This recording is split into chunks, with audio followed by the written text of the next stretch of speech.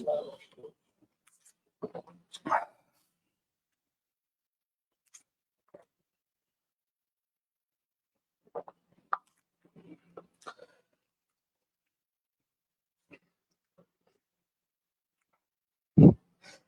Everyone, আসসালামু আলাইকুম। সুপ্রিয় শিক্ষার্থীবৃন্দ, সবাইকে স্বাগতম জানাচ্ছি পালস নার্সিং বস্তি কোচিং এর পক্ষ থেকে। আপনাদের আরেকটা নতুন ক্লাস নিয়ে আমরা হাজির হয়েছি। আপনারা জানেন যারা 2025 এবং 2026 শিক্ষাবর্ষে দ্যাটস মিন 2026 সালে যারা আসলে নার্সিং পরীক্ষা দিবেন, সেই সকল নার্সিং ভর্তি ইচ্ছুক পরীক্ষার্থীদের জন্য আমরা যেরকম ক্লাস নিয়ে থাকি তারই ধারাবাহিকতা আরেকটা নতুন ক্লাস নিয়ে এবং আরেকটা সুন্দর চমকপ্রদ ক্লাস নিয়ে হাজির হয়েছি। এবং আমরা অলরেডি অ্যানাউন্স করেছিলাম যে আজকে আমরা সাম্প্রতিক দিকে নিয়ে আলোচনা করব, বা সাম্প্রতিক সময়ে বেশ কিছু জিনিস চেঞ্জিং হয়েছে বা আপনাদের নার্সিং অ্যাডমিশন টেস্টের জন্য গুরুত্বপূর্ণ, সেই বিষয়গুলো নিয়ে কিন্তু আজকে আলোচনা করব। সো আপনারা সবাই কাইন্ডলি একটু যুক্ত হয়ে যাবেন। যুক্ত হয়ে যাওয়ার পর অবশ্যই ক্লাসগুলো একটু শেয়ার করে দিবেন, নিজের বন্ধু বান্ধবীদের সাথে অবশ্যই একটু মেনশন করে দিবেন। এবং সবচেয়ে গুরুত্বপূর্ণ কথা, আমরা আজকে কিছু গুরুত্বপূর্ণ বিষয় নিয়ে আপনাদেরকে কিছু দিক নির্দেশনা দিব। ছেলেদের জন্য কিছুটা সুখবর আছে, মেয়েদের জন্য কিছুটা দুঃসংবাদ আছে। সো সবকিছু মিলাই আমরা আপনাদেরকে সবকিছুই জানাই দিব। সো কাইন্ডলি সবাই একটু যুক্ত হয়ে যান। ওকে, সবাই একটু যুক্ত হয়ে যান। ভালো লাগতেছে।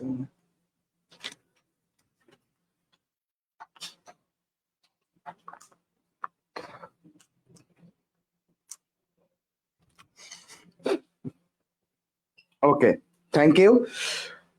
দেখি কে কে যুক্ত হলো আমাদের সাথে। আমি একটু নামগুলো পড়ি, তাহলে হয়তো বা আমার আপু যারা আছে বা ভাইয়ারা যারা যুক্ত হচ্ছে তারা আসলে ভালো বুঝতে পারবে। খাদিজা যুক্ত হয়েছে, সুহাসিনী যুক্ত হয়েছে, হাবিবা যুক্ত হয়েছে, মিতু যুক্ত হয়েছে, তাবাসসুম যুক্ত হয়েছে, আয়েশা যুক্ত হয়েছে, বৈশাখী, মিম, সাবিরা, তারপর আছে আনিশা, ফেরদৌসি, রিশা, সোনালী, তাবাসসুম, খাদিজা আক্তার তুলি যুক্ত হয়েছে, কোহিলি যুক্ত হয়েছে, থ্যাংক সো মাচ, নাজিয়াত হাসি, ওকে, কাদম্বিনী, মারিয়া মাহি। সো আমাকে অনেকে জিজ্ঞেস করতে সালাম দিছে, সবাইকে ওয়ালাইকুম আসসালাম। আলহামদুলিল্লাহ, আমি এখন বেশ ভালোই সুস্থ আছি, বাট এখনো পর্যন্ত ভয়েসটা আসলে ভালো হয় নাই। অন্যান্য দিন যেভাবে ভয়েস থাকে সেরকম ভয়েস নাই। বেশ কিছুদিন ঠান্ডাতে ভুগতেছিলাম, সো তারপর থেকে কামব্যাক করছি, ঠিক আছে। সো এখন আমি ফুরফুরাতে আছি, বাট এখনো ভয়েসটা আগের অবস্থা এখনো পৌঁছায় নাই।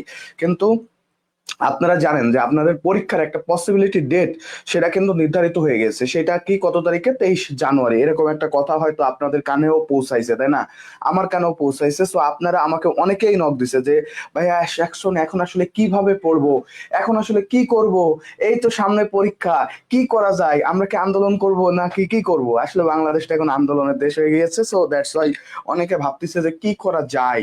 সো আপনাদেরকে সে বিষয়ে একটু দিক নির্দেশনা ইনশাল্লাহ আমি আজকে আপনাদেরকে দিব।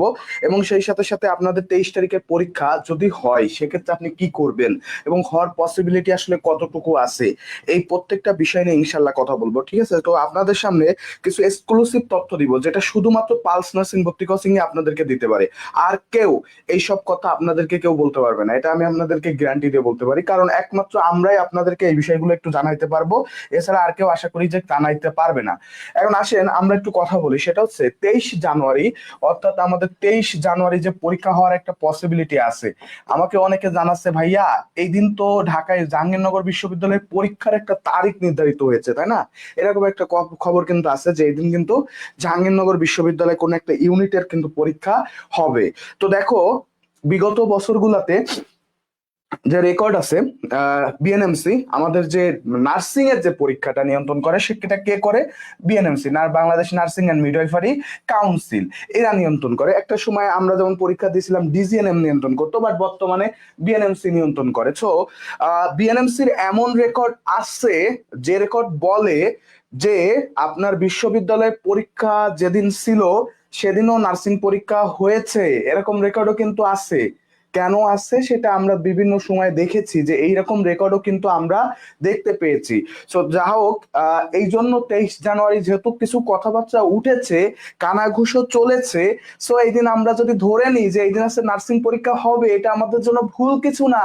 এটা ধরে আমরা নিব এবং এটাকে ধরে নিয়েই আমরা প্রিপারেশন নিব, যেন আমাদের প্রস্তুতি ডিসেম্বর মাসে ভাইয়া 100% থাকে। ডিসেম্বরের মধ্যেই 100%-এ আমরা কি করব? পৌঁছাই যাব। বাকি যা জানুয়ারি মাস থেকে শুরু করে বাকি যখনই পরীক্ষা হোক না কেন, তখনই আমরা কি করব, খালি রিভিশন রিভিশন অ্যান্ড রিভিশন দিতে থাকবো। কারণ দেখেন আমাদের সামনে কিন্তু একটা নির্বাচনের কথা কিন্তু আমাদের যারা উচ্চ পর্যায়ে আছে তারা কিন্তু বলতেছে, তাই না? তারা কি বলতেছে যে যে আমাদের ফেব্রুয়ারি মাসে নির্বাচন হবে, এরকম একটা কথা কিন্তু আমাদের যারা উপদেষ্টা আছে বা আমাদের নির্বাচন কমিশনার, তারা কিন্তু এই বিষয়ে তারা খুব দৃঢ় অবস্থানে রয়েছে যে ফেব্রুয়ারিতে তারা নির্বাচন করবে। এখন ফেব্রুয়ারিতে নির্বাচন হইলে কি হবে, আমাদের নির্বাচনের আগে প্রায় আমাদের বেশ কিছু দিন কিন্তু বাংলাদেশে একটা বিশাল পরিবেশ তৈরি হয়, যেখানে থমথমে মনে হয় যে কি না কি হবে, কি না কি হবে, তাই না? প্লাস হচ্ছে প্রচারণা চলে, ঠিক আছে, অমুক ভাইকে ভোট দিন, তমুক ভাইকে ভোট দিন, অমুক ভাই আছে দেশের মানুষ, তমুক ভাই অমুকের মানুষ, ইত্যাদি ইত্যাদি। এবং নির্বাচনের পরেও কিন্তু একটা বিশাল সময় থাকে নতুন যারা সরকারে আসে সেই সরকারটাকে গুছাই নেওয়া, মন্ত্রী হওয়া, এমপি কে শপথ বাক্য পাঠ করা, সবকিছু মিলায়ে একটা সময় কিন্তু ভাইয়া লাগে। সো আপনার যদি আপনার জানুয়ারিতে পরীক্ষা না হয়, লিখে নিতে পারেন ভাইয়া, আপনার পরীক্ষা এপ্রিল অথবা মে মাসের দিকে হবে। কারণ এর মধ্যে আবার রমজান আছে, তারপরে না, রমজানের মানে রোজা রাখার ব্যাপার আছে, ঈদ আছে, ঈদের পরে ছুটি কাটায় তারপরে হয়তো আপনাদেরকে নিয়ে প্ল্যান করবে। তো সেই হিসাবে জানুয়ারিতে পরীক্ষা হইলে আপনাদের জন্য বেটার হয়, বুঝছেন, আপনাদের জন্য বেটার হয়, বুঝছেন কি বলছি? তো আপনারা যারা এখনো পর্যন্ত ক্লাসটা শেয়ার করেন নাই এবং মেনশন দেন নাই, কাইন্ডলি একটু শেয়ার করবেন এবং ক্লাসটা অবশ্যই একটু মেনশন করে দিবেন, ঠিক আছে? অবশ্যই ক্লাসগুলো একটু শেয়ার এবং মেনশন করে দিবেন, যেন আপনার বন্ধু এবং বান্ধবী আজকে যাতে দেখতে পারে এবং আমার যে কথাগুলো আছে, গাইডলাইনের যে কথাগুলো বলতেছি, এই কথাগুলো অন্তত যেন শুনতে পারে, কারণ তার জন্য উপকার হবে। সো ভাইয়া, 23 জানুয়ারি ক্লাস মানে পরীক্ষা হওয়ার বিষয়ে বেশ খানিকটা কিন্তু আগায় গেছে। যদি হয় তাহলে সেক্ষেত্রে আপনাকে কি করতে হবে, আপনি ডিসেম্বরের মধ্যে, আমি 100% প্রিপার। সো ভাইয়া, আমার সামনে ডিসেম্বর, জানুয়ারিতে আসুক, মেতে আসুক, ফেব্রুয়ারিতে আসুক, আই ডোন্ট কেয়ার, আমার কোনো কিছু যায় আসে না, আসে। সো এই কনফিডেন্সটা নিজের মধ্যে গ্রো করতে হবে, এই কনফিডেন্সটা নিজের মধ্যে গ্রো করতে হবে। এই 1 মাস পর্যাপ্ত পরিমাণে সময় দিয়ে পড়াশুনো করতে হবে। কি করতে হবে? পড়াশুনো করতে হবে, বুঝছো? এর কোনো বিকল্প নাই। এখন আমি কিন্তু বলছিলাম যে আজকে কিন্তু ছেলেদের জন্য একটা গুড নিউজ আছে, তাই না? আমার যারা ছেলে বা আপু ভাইয়ারা আছো, ছেলেরা, ছেলেরা তোমরা জানো যে নার্সিং পরীক্ষায় ইতোপূর্বে 10% একটা কোটা ছিল এবং বেসরকারিতে এটা ছিল হচ্ছে 20%, অর্থাৎ 20%। বাট বলে দি ভাইয়া, এখন আর ছেলেদের 10% থাকবে না। এটা মোস্ট প্রবাবলি এই বছর থেকে এটা হয়ে যাইতে পারে 20%। অর্থাৎ সরকারিতে তাদের কোটা 10% বাড়াই দিছে, 10% বাড়াই দিছে। আর হচ্ছে মেয়েদের, মেয়েদের কোটা কিন্তু কমে যাবে ভাইয়া, সেক্ষেত্রে মেয়েদের হয়ে যাবে 80%। সো আপুরা, আপনাদের জন্য এটা দুঃসংবাদ, আমার ভাইয়াদের জন্য এটা কি সুসংবাদ, তাই না? এবং দেখেন, আপনারা একজন বলতেছেন যে জানুয়ারিতে পরীক্ষার পসিবিলিটি কত, পসিবিলিটি দেখে আপনার কোনো জাজমেন্টে যাওয়া লাগবে না ভাইয়া।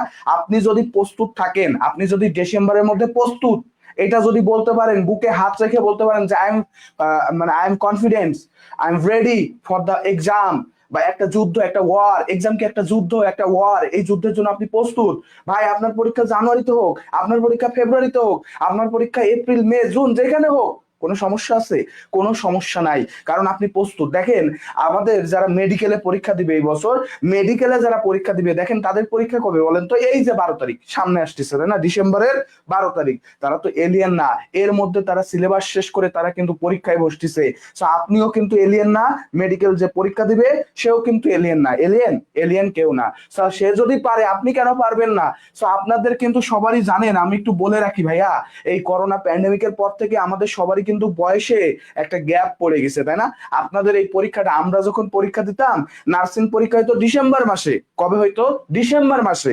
সেখানে আপনাদের যদি জানুয়ারিতে হয়, তাও 1 মাস সামনে চলে যাচ্ছেন ভাইয়া, 1 মাস সামনে চলে যাচ্ছেন। এবং ক্লাস শুরু হইতে হইতে হয়তো ফেব্রুয়ারি অথবা মার্চের দিকে ক্লাস শুরু হবে। তো আপনারা তাও ল্যাকিংসে আছেন, তাও কি আছেন বলেন তো? ল্যাকিংসে আছেন। সো দ্যাটস ওয়াই এটা নিয়ে কথা বলার দরকার নাই।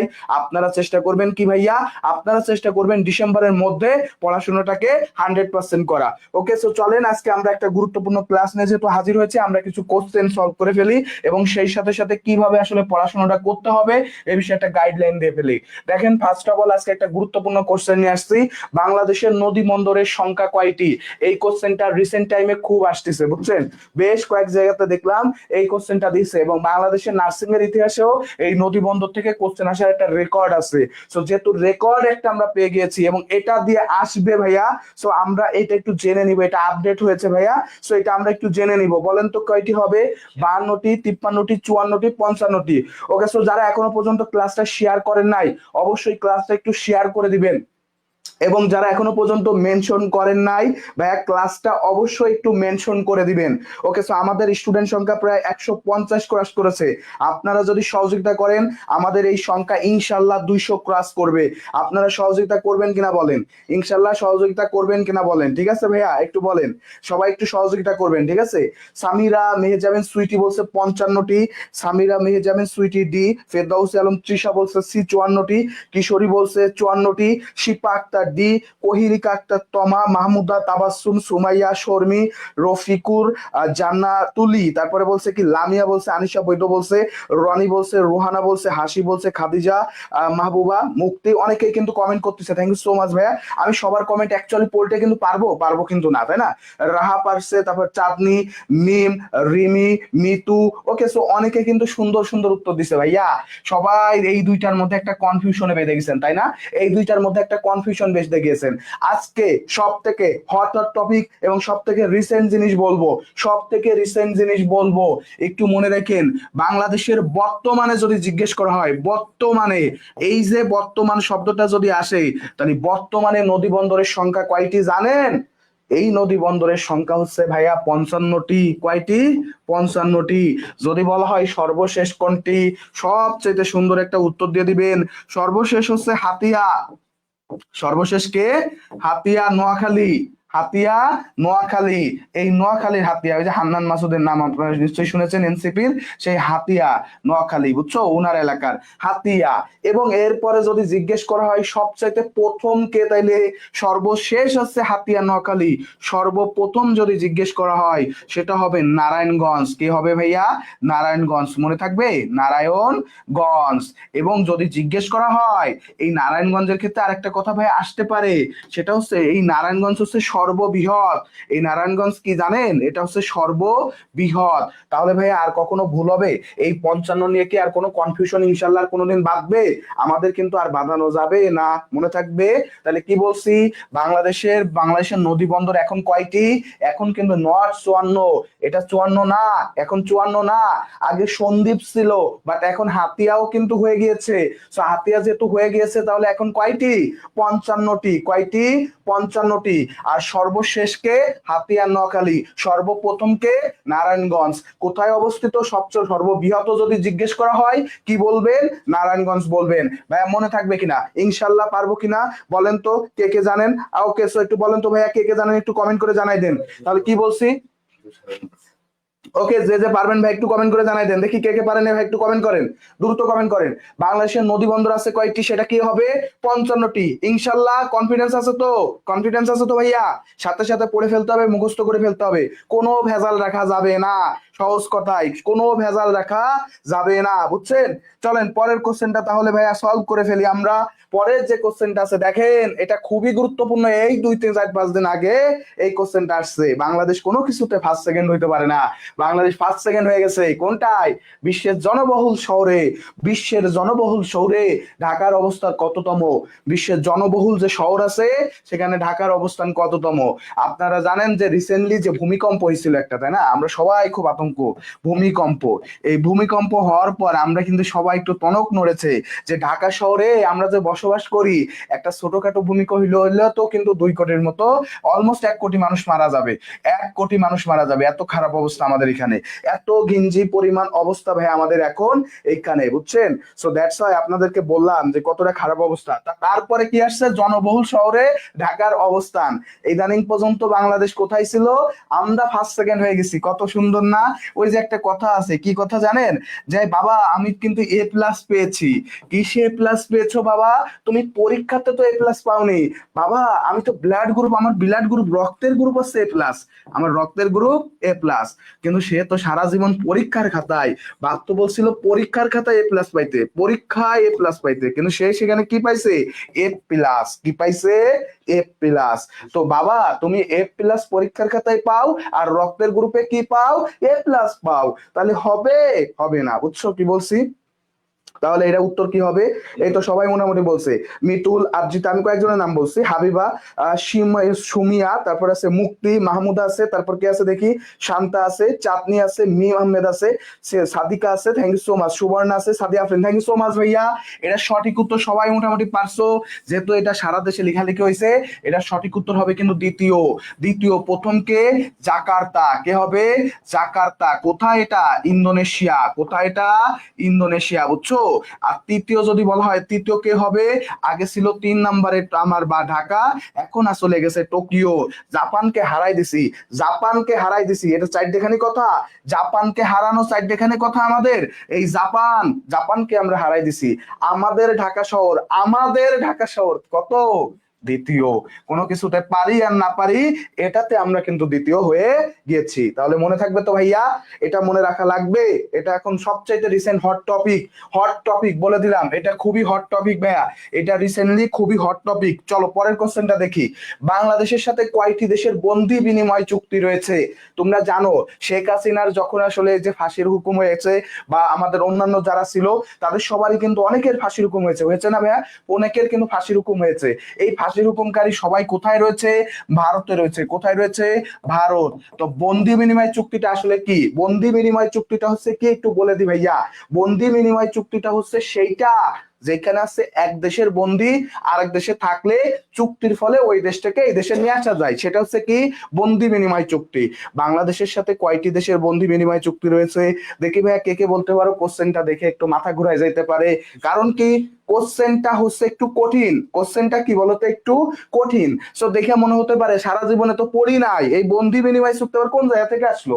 কি এটা? কি আসলে এটা? কি আগা নাকি মাথা নাকি অন্য কিছু? ভাইয়া আজকে বলে দিব ইনশাল্লাহ, আর ভুল ইনশাল্লাহ কখনো হবে না, ঠিক আছে? ওকে, আমি আছি না? নাকি ক্লাসে? আচ্ছা তুমি আসো, হায়াতি বিন আয়দা আসো। ওকে, সো ভাইয়া চলো আমরা বলে দিই ভাইয়া, আস্তে আস্তে সবাই বলতে থাকো। অ্যাপ্লিকেশন কবে হবে? আকাশেতে চাঁদ উঠলে কি আমরা কি কেউ কি জানাই দেয় যে চাঁদ উঠছে? ঈদের চাঁদ আকাশে দেখা গেলে সবাই জানে আগামীকাল ঈদ। সো ইনশাল্লাহ যদি তোমাদের নোটিশ পাবলিশ হয়, পালস নার্সিং ভর্তি কোচিং এর যে পেজ আছে, সেই পেজের সবার আগে আমরা তোমাদেরকে আপডেট ইনফরমেশন ইনশাল্লাহ দিয়ে দিব। ইনশাল্লাহ দিয়ে দিব। ওকে, ওকে, সো এখনো পর্যন্ত যারা আসলে ক্লাসটা তোমাদের যদি ভালো লেগে থাকে তাহলে অবশ্যই ক্লাসটা একটু শেয়ার করে দিবা। আর যদি ভালো লেগে থাকে ভাইয়াকে তাহলে অবশ্যই একটু লাভ রিয়াক্ট দিয়ে দিও ভাইয়া, লাভ রিয়াক্ট দিয়ে দিও, এবং ভালো পরামর্শ দিবা। খারাপ লাগলে অ্যাংরি রিয়াক্ট দিয়ে সব পরামর্শ দিবা, বুঝছো? চলে আসি। বন্দি বিনিময় চুক্তি। এই বন্দি বিনিময় চুক্তি কয়টা দেশের সাথে আছে জানো? একজনও পারো নাই ভাইয়া। একটু এটা হচ্ছে 2টি দেশের সাথে আছে। কয়টি দেশের সাথে আছে? 2টি দেশের সাথে আছে। বাংলাদেশের 2টি দেশের সাথে আছে। একটা তো আমার পার্শ্ববর্তী দেশ প্রতিবেশী ভারত, আরেকটা হবে থাইল্যান্ড। আরেকটা কে? থাইল্যান্ড, মনে থাকবে। আরেকটা কে হবে? থাইল্যান্ড। তাহলে সঠিক উত্তর আছে গ নাম্বারটা হচ্ছে সঠিক উত্তর। মনে রাখতে হবে বাংলাদেশের সাথে বন্দি বিনিময় চুক্তি রয়েছে 2টি দেশের। কোন কোন দেশ? থাইল্যান্ড আর ভারত। থাইল্যান্ড আর ভারত, মনে থাকবে ভাইয়া? মনে থাকবে কো? ইনশাল্লাহ মনে থাকবে তো ভাইয়া? এটা মনে রাখতে হবে, বাংলাদেশের সাথে বন্দি বিনিময় চুক্তি রয়েছে কয়টা দেশের? 2টা দেশের। কার কার? ভারত আর থাইল্যান্ডের। ভারত আর থাইল্যান্ডের। ওকে, মনিফা রহমান। আমার আনসার দেখেন না ভাই, আসলে সবার কমেন্ট পড়তেছি না তো। নোয়া পারবিন, যারা কমেন্ট করতেছে, যাদের কমেন্ট পড়তে ভালো লাগে না, তারা কমেন্টটাকে এইভাবে ঠেলে দাও। দেখো ফেসবুকে অপশন আছে, ঠেলে দেওয়া যায়, বুঝছো? চলো পরের কোশ্চেনটা দেখি। তো দেখো, আমাদের পালস নার্সিং ভর্তি কোচিং এর কিন্তু তোমাদের এই যে সামনে যে পরীক্ষা, এটা উপলক্ষে কিন্তু রিস্টার ব্যাচ শুরু হয়ে গেছে। এবং এই ব্যাচের কোর্স ফি রাখা হয়েছে মাত্র 1990 টাকা। যারা ভর্তি হবা তাদের জন্য রয়েছে মাত্র 1990 টাকা। এই 1990 টাকা দিয়ে তুমি যদি ভর্তি হও, তাহলে 9টি বই, সাথে একটা ডাইজেস্ট বই, সাধারণ জ্ঞানের হট হাইলাইটস বই, সাজেশন বই, প্রশ্ন ব্যাংক, মডেল টেস্ট, ক্লাস, সবকিছু পেয়ে যাচ্ছ। সুন্দর একটা প্যাকেজ তোমাদেরকে দিয়ে দেওয়া হচ্ছে। তো যারা যারা ভর্তি হতে চাও, পালস নার্সিং ভর্তি কোচিং এর এক্সক্লুসিভ ক্লাসগুলো করতে চাও, আর আমাদের প্রত্যেকটা ক্লাস কিন্তু ভাই 2 ঘন্টা ব্যাপী হয়। আমাদের যারা পেইড ব্যাচে আছে তারা জানে যে কিভাবে তাদেরকে পড়ানো হচ্ছে। তো তোমরা যারা ভর্তি হতে চাও, অবশ্যই অবশ্যই অবশ্যই অবশ্যই আমাদের পেজে মেসেজ করবা, আমাদের নাম্বারে যোগাযোগ করে দ্রুত ভর্তি হয়ে যাবা। কোর্স ফি মাত্র 1990 টাকা। মাত্র কত? 1990 টাকা। ইনশাল্লাহ তোমাদেরকে আমরা স্বপ্নের ঠিকানায় পৌঁছে দিব। ওকে, সো পালসের সঙ্গেই থাকবা। চলো পরের কোশ্চেনটা সলভ করে ফেলি। 4 নম্বর, কৌলিন্য প্রথা বাংলায় প্রথম প্রচলন করেন কে? দেখি কে কে পারো একটু কমেন্ট করো তো। কৌলিন্য প্রথা বাংলায় প্রথম প্রচলন করেন কে? লক্ষণ সেন, বল্লাল সেন, শ্রী চৈতন্য দেব, আর হচ্ছে বিজয় সেন। বলো তো ভাই এটা সঠিক উত্তর কি হবে? দেখি কে কে জানো ভাই একটু কমেন্ট করো তো। কৌলিন্য প্রথা বাংলায় প্রথম প্রচলন করেন কে? কৌলিন্য প্রথা। কৌলিন্য মানে কি? কৌলিন্য প্রথাটা হচ্ছে জাতিগত যে বিভিন্ন জায়গায় শ্রেণীতে ভাগ করে, তাই না? ব্রাহ্মণ, ক্ষত্রিয়, শূদ্র আর কি আছে বৈষ্ণব, এই যে ভাগগুলা ছিল, এই ভাগগুলা কে করছিল ভাইয়া? একটু বলো তো কে হবে? জয়নব বলছে Bibi, okay thank you so much. আর কি আছে? অনন্যা রয় বলছে শর্মিরা, নুসরাত জাহান তানজিনা, লক্ষণ সেন বলছে সাদিকা সুলতানা, ঈশিতা, সামিরা, মাহবুবা, রফিকুর, হাসি, খাদিজা, সূচনা, সোনালী, তারপর কে আছে ভাই? আনিসুর রহমান, শাকিলা জান্নাত, রিমি, জিন্নাত, তুফা স্যার, কে কে আছে ভাইয়া? সানারুল ইসলাম, তারপর কি আছে? মেহবত, আশা, অনেকেই কমেন্ট করতেছো। মহু, নাজনীন, মারিয়া, তাহারিমা, তারপর হচ্ছে সবুজ কমেন্ট করেছে, সাবরিনা কমেন্ট করেছে, থ্যাংক ইউ সো মাচ ভাই। আর কে কে আছে ভাই কমেন্ট করতে থাকো। লুপা কমেন্ট করেছে। আমি সবার কমেন্ট অ্যাকচুয়ালি দেখতে পারবো না, একটু বলে দিই। লক্ষণ সেনকে, এই লক্ষণ সেনকে পরাজিত করছিল কে? ইখতিয়ার উদ্দিন বখতিয়ার খিলজি। এই বখতিয়ার খিলজি কাকে পরাজিত করছিল? লক্ষণ সেনকে। এই লক্ষণ সেন ছিল সেন বংশের সর্বশেষ, এরপরে তার ছেলেরাও ছিল কিছুদিন। এই সর্বশেষ ছিল কি? সর্বশেষ রাজাটা ছিল কে? লক্ষণ সেন। এই লক্ষণ সেনকে পরাজিত করছিল কে? বখতিয়ার খিলজি। কত সালে? 1204 সালে। এই বাংলাদেশে প্রথম যখন মুসলিম শাসনের ইতিহাস তৈরি করেন সেই চৈতন্যদেব, ইনি তো একটা ছিল ধর্মগুরু, তো ইনার সাথে এটা রিলেশন নাই। বিজয় সেন ছিল হচ্ছে সর্বশ্রেষ্ঠ, অর্থাৎ সে সব থেকে সেন বংশের সর্বশ্রেষ্ঠ রাজা। আর এই কৌলিন্য প্রথার মতো একটা বাজে প্রথা তৈরি করছিল কে? এই সেন বংশ। কে করলো? বল্লাল সেন। কে করছিল? বল্লাল সেন। তাহলে ভাইয়া সঠিক উত্তর কি হবে? তোমরা সবাই মোটামুটি দিয়ে ফেলছো ভাইয়া। সঠিক উত্তর হচ্ছে বল্লাল সেন। মনে থাকবে তো ভাইয়া? বল্লাল সেনকে সর্বশেষ, মানে এইটা কৌলিন্য প্রথাটা তৈরি করছিল কে? বল্লাল সেন। সে সব থেকে এই যে খারাপ কাজটা এটা কে করছে? বল্লাল সেন করছে। ঠিক আছে, তাহলে এটা একটু মনে রাখতে হবে ভাইয়া। এটা কখনো যেন আমাদের আর ভুল না হয়। এটা একেবারে বেসিক একটা কোশ্চেন এবং এটা মনে রাখাটা খুব গুরুত্বপূর্ণ।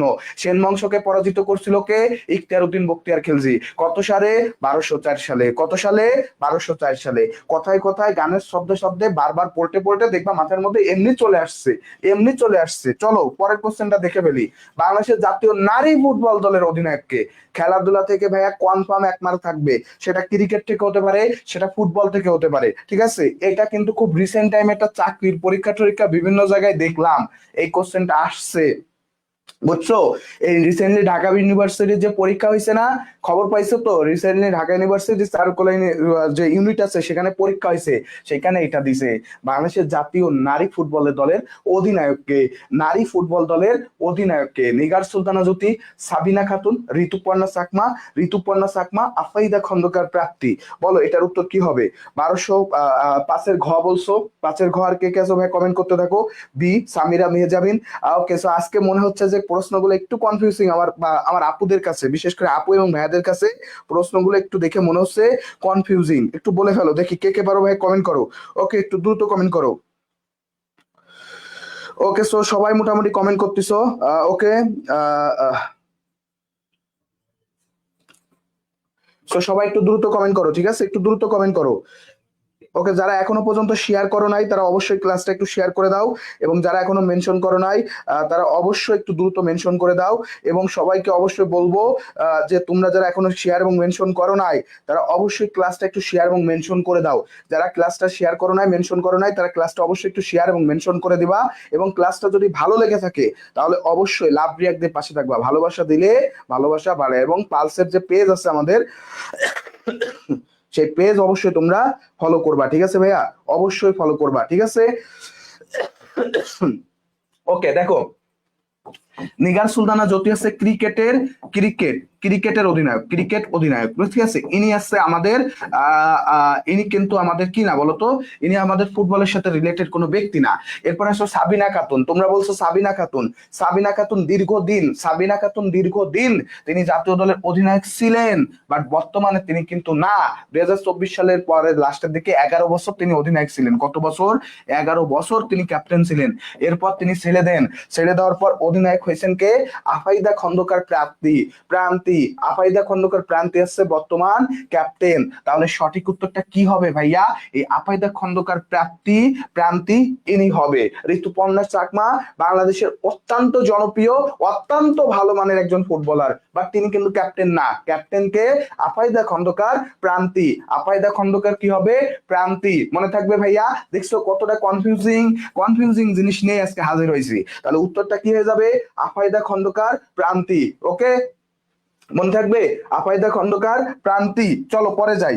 এখন কিন্তু সাবিনা ইয়াসমিন না, এইবার চলে আসে আরেকটা গুরুত্বপূর্ণ কোশ্চেনে, চ্যাট জিপিটি। এটা কিন্তু বর্তমানে সবচাইতে জনপ্রিয় একটা জিনিস, তাই না? কিছু একটা হইলেই চ্যাট জিপিটি যা লিখে দে, উত্তর চলে আসুক, তাই না ভাইয়া? চ্যাট জিপিটির নির্মাতা প্রতিষ্ঠান কে? Googles, OpenAI, Apple, CGAI. বলো কে হবে? চ্যাট জিপিটি এর প্রতিষ্ঠাতা কে? চ্যাট জিপিটি এইটা কে বানাইছে বলো তো? কারা বানাইছে এটা বলো তো? এই তো জয়নব বলছে আছে বি, সাদিয়া সিদ্দিকা, হাবিবা সুলতানা খ বলছে, রোশনি একটা কমন জিনিস খ, কাদম্বিনী বলছে বি, আয়শা সিদ্দিকা বলছে বি। আর কে কে আছে ভাই একটু কমেন্ট করো। সাদিয়া সিদ্দিকা বলছে ঘ, ও পাশে পড়ে আছে ভাই, পাশে না, আমরা পরে চলে আসছি। স্বর্ণা সমাদ্দার বলছে B, Zainab open AI, Naima Sultana, এটা কমন জিনিস মনে হচ্ছে, কমন জিনিস তাই না? নাইমা সুলতানা বি বলছে। আর কে কে আছে ভাই কমেন্ট করো।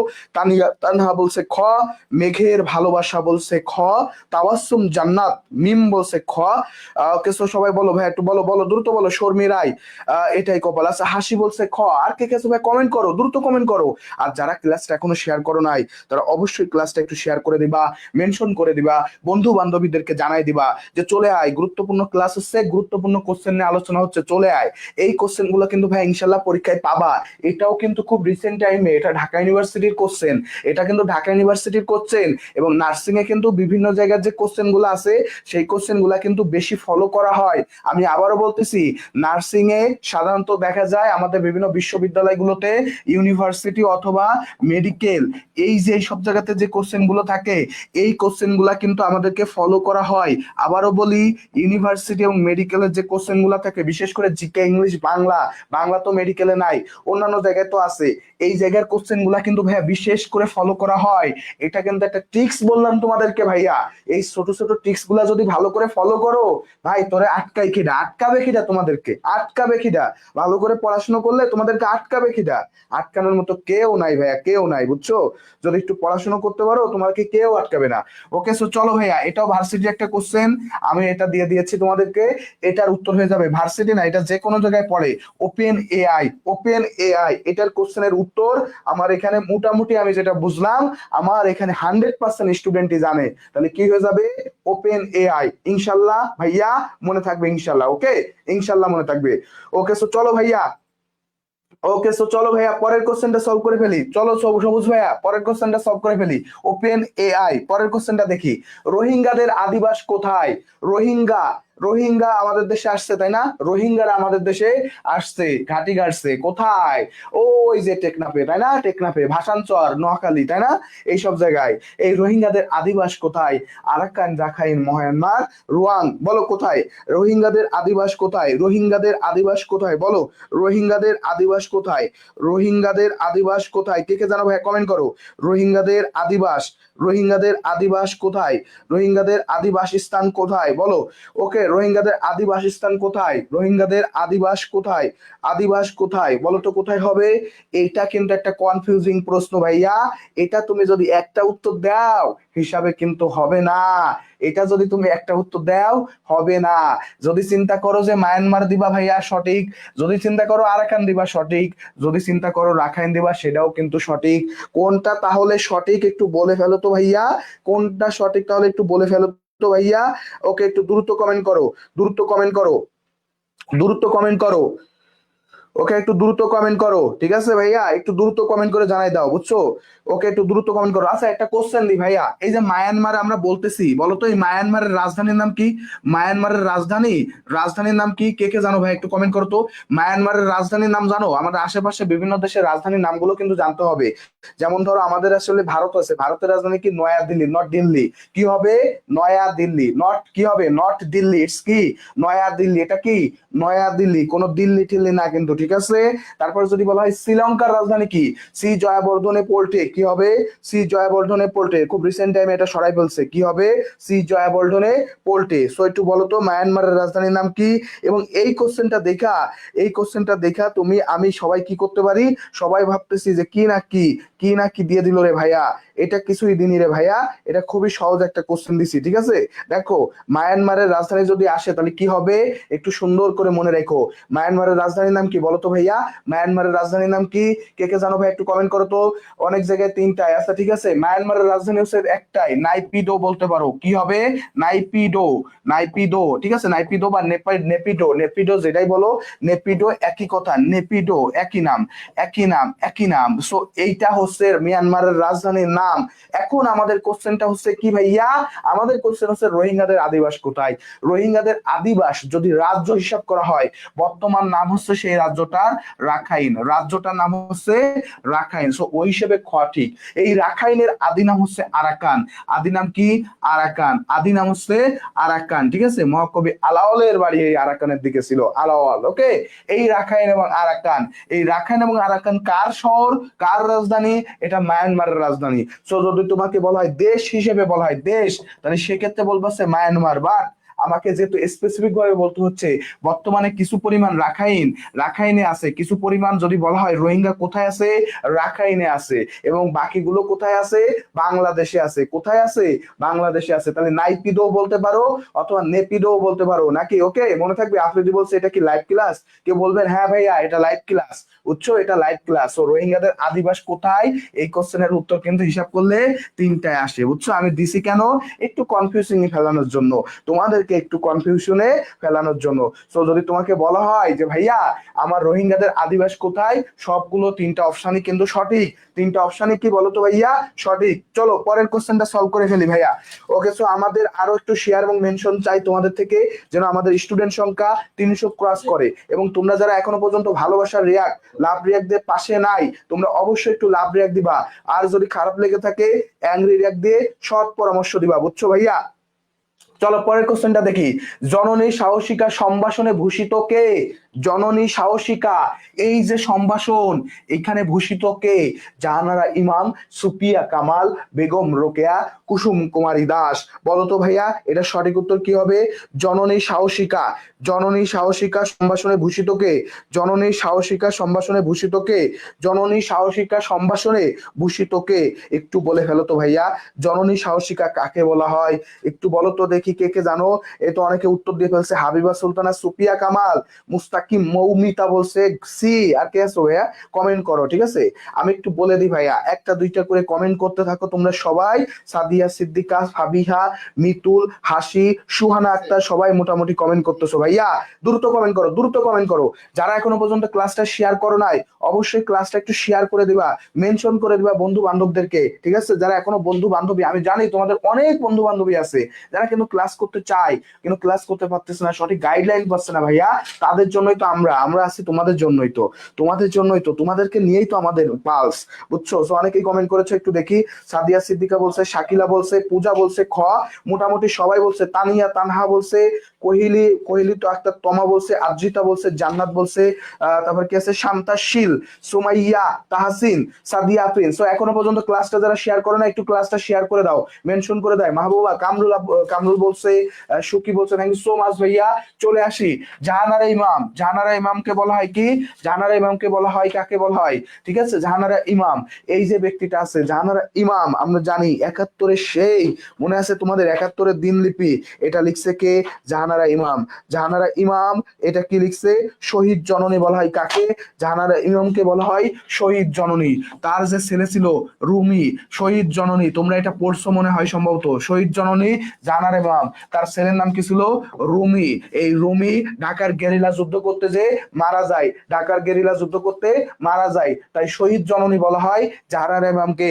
বেগম রোকেয়াকে কি বলা হয় ভাইয়া, বেগম রোকেয়া হচ্ছে নারী জাগরণের অগ্রদূত, নারী জাগরণের অগ্রদূতকে, নারী জাগরণের অগ্রদূত হচ্ছে বেগম রোকেয়া। সারা পৃথিবীতে তিনজন ব্যক্তি আছে যাদের জন্ম তারিখ আর মৃত্যু তারিখ একই, সেই ব্যক্তিগুলোর মধ্যে একজন হচ্ছে বেগম রোকেয়া। আর দুইজনের নাম কে কে বলতে পারবা ভাইয়া? দেখি কে কে পারো একটু কমেন্ট করো তো। আর দুইজনের নাম কে কে পারবা একটু করো তো ভাইয়া।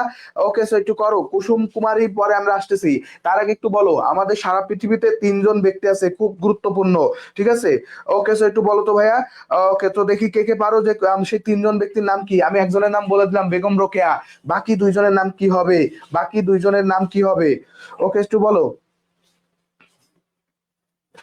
একটু দ্রুত কমেন্ট করো।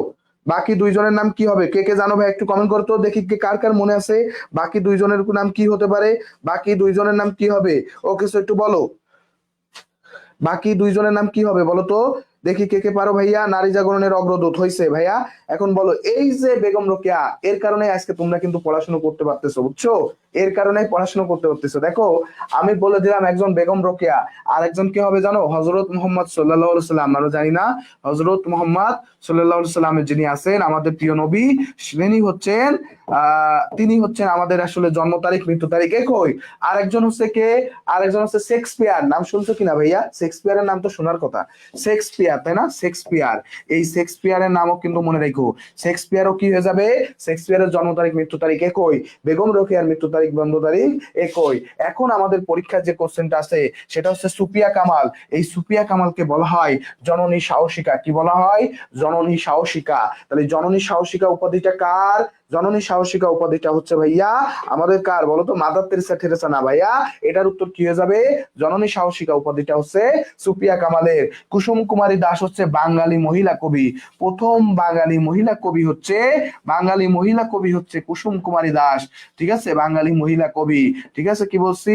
সত্যেন্দ্রনাথ দাস, তোমরা নাম শুনছো তাই না? মহিলা কবি, তার মার নাম ছিল কি? ওই যে ছন্দের জাদুকর সত্যেন্দ্রনাথ দাস, এনার নাম ছিল হচ্ছে কুসুম কুমারী দাস, বুঝছো? তাহলে সঠিক উত্তর কি হবে বলতো? সুফিয়া কামাল। আর আমি তোমাদেরকে যে কোশ্চেন করেছিলাম সারা পৃথিবীতে তিনজন ব্যক্তি আছে জন্ম তারিখ মৃত্যু তারিখ একই, সেই জন্ম তারিখ মৃত্যু তারিখ একই ব্যক্তির মধ্যে একজন আছে বেগম রোকেয়া সাখাওয়াত হোসেন। 2 নম্বরে আমরা পড়বো কে? আমরা অবশ্যই শেক্সপিয়ার, এবং সবার উপরে কে রয়েছে? হযরত মুহাম্মদ সাল্লাল্লাহু আলাইহি সাল্লাম। মনে থাকবে এনাদের জন্ম তারিখ এবং মৃত্যু তারিখ একই। চলো পরের কোশ্চেনটা দেখে ফেলি। তো তার আগে একটু বলে রাখি, তোমরা যারা আসলে নার্সিং এর এক্সাম দিবা, তোমরা অনেকে বলতেছিলে যে ভাইয়া একটা এক্সাম ব্যাচ হইলে ভালো হয়। তো তোমাদের জন্য পালস নার্সিং ভর্তি কোচিং এর পক্ষ থেকে আমরা কিন্তু একটা এক্সাম ব্যাচ নিয়ে চলে এসেছি। যে এক্সাম ব্যাচের ফিস হচ্ছে মাত্র 590 টাকা।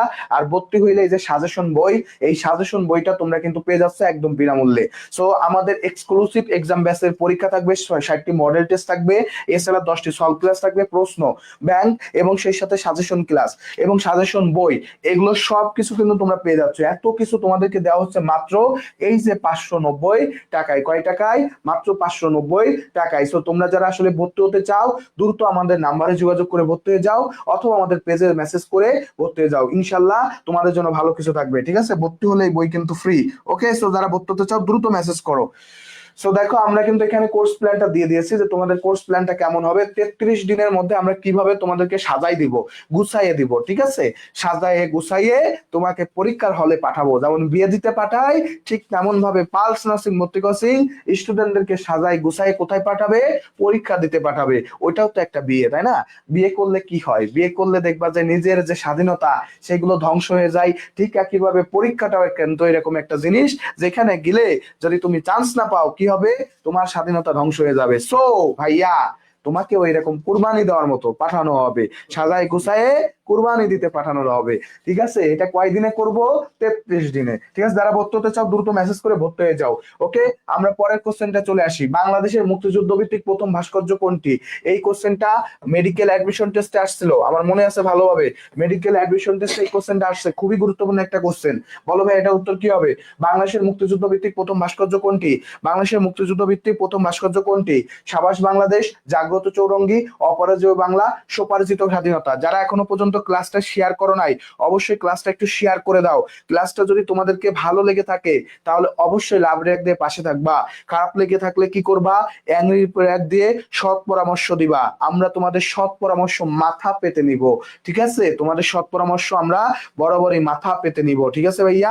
এই তো অনেকে কমেন্ট করতেছে, হাবিবা সুলতানা, সুমাইয়া, হাসি, জান্নাত, মিতুল, তারপর কাছে ফেরদাউসি আলম, তৃষা কমেন্ট করেছে। আর কে কে আছে ভাই কমেন্ট করতে থাকো। পিউ ইসলাম, জান্নাতুলি, রিমি বলছে, মেহরিনা নাহার, মুকি, সুকি, অনেকে কমেন্ট করতেছে। হাসি কমেন্ট করেছে, থ্যাংক ইউ সো মাচ ভাই, দ্রুত কমেন্ট করতে থাকো। স্বর্ণা সমাদ্দার, নাইমা বলছে বি। আর কে কে আছে ভাই কমেন্ট করো। নাইমা সুলতানা বি, ওকে, দ্রুত কমেন্ট করো, আমরা সবার কমেন্ট গুলো একটু দেখবো, ঠিক আছে ভাইয়া? কমেন্ট গুলো সবার কমেন্ট অ্যাকচুয়ালি আমরা পড়বো না, আমরা কি পড়া সম্ভব? আমরা পড়বো না অতগুলা, আমরা কিছু কিছু পড়বো, বাকিগুলোর উত্তর দিয়ে দিব, ঠিক আছে ভাইয়া? চলো চলে যাই। আমাদের মুক্তিযুদ্ধের পরে সর্বপ্রথম যে ভাস্কর্য বানানো হয়েছিল, সেই ভাস্কর্যটার নাম কি জানো? সেই ভাস্কর্যটার নাম হচ্ছে কি? ভাস্কর্যটার নাম হচ্ছে জাগ্রত চৌরঙ্গী। নামটা কি? জাগ্রত চৌরঙ্গী। এটা কোথায় বানানো হয়েছে জানো? এটা বানানো হয়েছে গাজীপুরের জয়দেবপুরে। গাজীপুর জয়দেবপুর চৌরাস্তা বলে না, সেই জয়দেবপুরে বানানো হয়েছে। কবে, কোথায়? জয়দেবপুর, গাজীপুরের জয়দেবপুর। কোশ্চেন হচ্ছে ভাইয়া, এই ভাস্কর্যটা বানাইছে কে? কোশ্চেন হচ্ছে ভাইয়া, এই ভাস্কর্যটা বানাইছে কে? কে কে জানো ভাই একটু কমেন্ট করো তো। জাগ্রত চৌরঙ্গী কে বানাইছে? জাগ্রত চৌরঙ্গীর কে বানাইছে একটু বলতে পারবা? জাগ্রত চৌরঙ্গী কে বানাইছে জানো? কে কে জানো ভাই একটু কমেন্ট করো তো। জাগ্রত চৌরঙ্গী কে বানাইছে একটু কমেন্ট করে জানাই দাও তো। জাগ্রত চৌরঙ্গী কে বানাইছে, ঠিক আছে? জাগ্রত চৌরঙ্গী কে বানাইছে একটু বলে ফেলো তো ভাইয়া।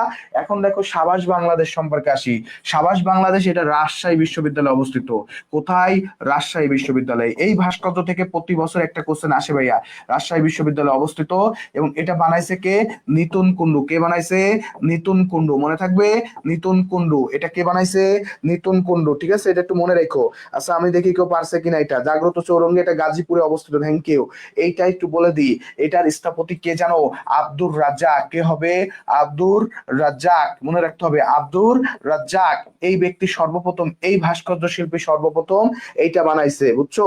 এই যে আমি বললাম তোমাদেরকে, এই জায়গা থেকে ভাইয়া একটা কোশ্চেন কিন্তু ইনশাল্লাহ ইনশাল্লাহ ইনশাল্লাহ আসবে।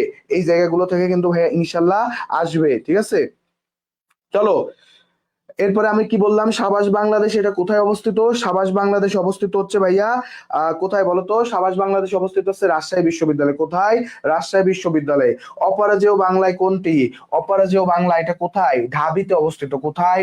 ঢাকা বিশ্ববিদ্যালয়ে। এটা তো তোমরা জানো, ঢাকা বিশ্ববিদ্যালয়ে অবস্থিত, বুঝছো? কলা ভবনের সামনে অপরাজেয় বাংলা, ঢাকা বিশ্ববিদ্যালয়ে অবস্থিত। ঢাকা বিশ্ববিদ্যালয়ে বেশ কিছু ভাস্কর্য আছে, সেটাগুলোর মধ্যে কি আছে? রাজু ভাস্কর্য আছে, তাই না? এই কলা ভবনের সামনে অবস্থিত। এটাকে, এটা হচ্ছে অপরাজেয় বাংলা। এটার স্থপতি কে? সৈয়দ আব্দুল খালিদ। সৈয়দ আব্দুল খালিদ, সৈয়দ আব্দুল খালিদ, সৈয়দ আব্দুল খালিদ। এই ব্যক্তি হচ্ছে এটা বানাইছে, আব্দুল্লাহ খালিদ, আব্দুল্লাহ খালিদ, ঠিক আছে? একটু মনে রেখো, আব্দুল্লাহ খালিদ, ইনি হচ্ছেন এটা বানাইছে, সৈয়দ আব্দুল্লাহ খালিদ এই ভাস্কর্যটা বানাইছে। আর সর্বশেষ কে আছে? স্বোপার্জিত স্বাধীনতা। কে আছে? স্বোপার্জিত স্বাধীনতা। জানো এটা কোথায়? স্বোপার্জিত স্বাধীনতাটা কোথায়? কে কে বলতে পারবে একটু কমেন্ট করো তো। স্বোপার্জিত স্বাধীনতাটা কোথায়? স্বোপার্জিত স্বাধীনতাটা কোথায় অবস্থিত? কে কে জানো ভাই একটু কমেন্ট করো। স্বোপার্জিত স্বাধীনতা এটাও কিন্তু ঢাকা বিশ্ববিদ্যালয়। এটাও কোথায়? ঢাবিতে। এবং এটা নির্মাণ করছে কে? শামীম শিকদার। কে করছে? শামীম শিকদার, ঠিক আছে? এই যে ভাস্কর্যগুলোর কথা বললাম, এই শিকদার, শামীম শিকদার, এই ভাস্কর্যগুলো থেকে তোমাদের কোশ্চেন আসবে ভাইয়া, কোশ্চেন আসবে। সাবাস বাংলাদেশ, রাজশাহী বিশ্ববিদ্যালয়, নিতুন কুন্ডু। জাগ্রত চৌরঙ্গী স্বাধীনতার পর প্রথম ভাস্কর্য, আব্দুর রাজ্জাক, গাজীপুর জয়দেবপুর। অপরাজেয় বাংলা, ঢাকা বিশ্ববিদ্যালয়, সৈয়দ আব্দুল্লাহ খালিদ। স্বোপার্জিত স্বাধীনতা, ঢাকা বিশ্ববিদ্যালয়, শামীম শিকদার। কোন শিকদার? শামীম শিকদার। মনে থাকবে তো ভাইয়া? ভাস্কর্য থেকে যদি কোনো কোশ্চেন আসে ইনশাল্লাহ পারবা কিনা বলো? ভাস্কর্য থেকে কোনো কোশ্চেন যদি তোমাদেরকে দেওয়া হয় ইনশাল্লাহ তোমাদের কোনো কনফিউশন হবে কিনা ভাইয়া একটু কমেন্ট করে জানাই দাও। ইনশাল্লাহ কোনো কনফিউশন হবে কিনা ভাইয়া একটু কমেন্ট করে জানাই দাও। চলো পরের কোশ্চেনটা তাহলে একটু সলভ করে ফেলি। আর পরের যে কোশ্চেনটা আছে, জুলাই গণঅভ্যুত্থান দিবস কত তারিখে? এইখান থেকে প্রতি বছর একটা আসবে ভাইয়া। এই জায়গা থেকে কোশ্চেন থাকবে তোমাদের, এই জায়গা থেকে কোশ্চেন থাকবে ভাইয়া, কোনো কথা নাই, এই জায়গা থেকে কোশ্চেন থাকবে। বলো পয়লা জুলাই, 16 জুলাই, 3 আগস্ট, 5 আগস্ট। জুলাই গণঅভ্যুত্থান দিবস কত তারিখে? জুলাই গণঅভ্যুত্থান দিবস কত তারিখে? কে কে জানো ভাই একটু কমেন্ট করো। জুলাই গণঅভ্যুত্থান দিবস কত তারিখে? জুলাই গণঅভ্যুত্থান দিবস কত তারিখে? কে কে জানো ভাই একটু কমেন্ট করো। জুলাই গণঅভ্যুত্থান দিবস কত তারিখে? কে কে জানো একটু কমেন্ট করে জানাই দাও। জুলাই গণঅভ্যুত্থান দিবস কত তারিখে? ঠিক আছে, জুলাই গণঅভ্যুত্থান দিবস এটাকে কিন্তু একটা জাতীয় দিবস করা হয়েছে। এই জুলাই গণঅভ্যুত্থান দিবস এটা কি জানো এখন? একটা জাতীয় দিবস, অর্থাৎ এই দিন কিন্তু ছুটি ঘোষণা করা হয়, বুঝছো? এই দিনে কি ঘোষণা করা হচ্ছে? ছুটি ঘোষণা করা হয়, বুঝছো কি বলছি? তাহলে জুলাই গণঅভ্যুত্থান দিবস এটা কত তারিখে? কে কে জানো ভাই একটু কমেন্ট করো, এটা তোমরা জানো অনেকে। ওকে, সো এখানে উত্তর দিয়েছে রায় কিশোরী বলছে ডি, সীমা মজুমদার বলছে 5 আগস্ট, এস মাহবুবা বলছে ঘ, হাসি বলছে ঘ, রিফাত বলছে D. Okay, thank you so much ভাইয়া। কে কে জানো ভাই একটু কমেন্ট করো। আমরা জানি জুলাই যে গণঅভ্যুত্থান এটা শুরু হয়েছিল 1 জুলাই থেকে, তাই না? প্রথমে ছিল এটা কি বলতো, কোটা বিরোধী আন্দোলন, এবং এটা চলে কত পর্যন্ত? 5 আগস্ট পর্যন্ত, যিনি শেখ হাসিনা পালাই গেছিল, তাই না? পালাইছিল বলতে কি, বাংলাদেশ ছেড়ে ভারতে চলে গিয়েছিল। এই যে 5 আগস্ট পর্যন্ত সময়, এই সময়টাকে কি বলা হয়? জুলাই গণঅভ্যুত্থান। পরবর্তীকালে আমাদের কিন্তু স্বীকৃতি দেওয়া হচ্ছে, তাই না? এই জুলাই গণঅভ্যুত্থানের দিবসের মানটা কবে? 5 আগস্ট। ভাইয়া একটা কোশ্চেন প্রায় আসে, জুলাই যে ঘোষণাপত্র আছে, এই জুলাই ঘোষণাপত্র পাঠ করা হয় কত তারিখে? জুলাই ঘোষণাপত্র পাঠ করা হয় কত তারিখে? কে কে জানো ভাই একটু কমেন্ট করো তো। 18 জুলাই নির্মুগ্ধ দিবস। 16 জুলাই আছে কি বলতো? 16 জুলাই মারা গেছিল কে? 16 জুলাই মারা গেছিল কে বলতো? কে হবে? 16 জুলাই মারা গেছিল কে বলো? 15 জুলাই আমার মনে আছে যে ঢাকা বিশ্ববিদ্যালয়ে মারামারি হয়েছিল। 15 জুলাইয়ের পরে 16 জুলাই কাকে মারা হয় বলতো? রংপুরে কে বলতো? আবু সাইদ, তাই না? আবু সাইদকে মারা হয়েছিল।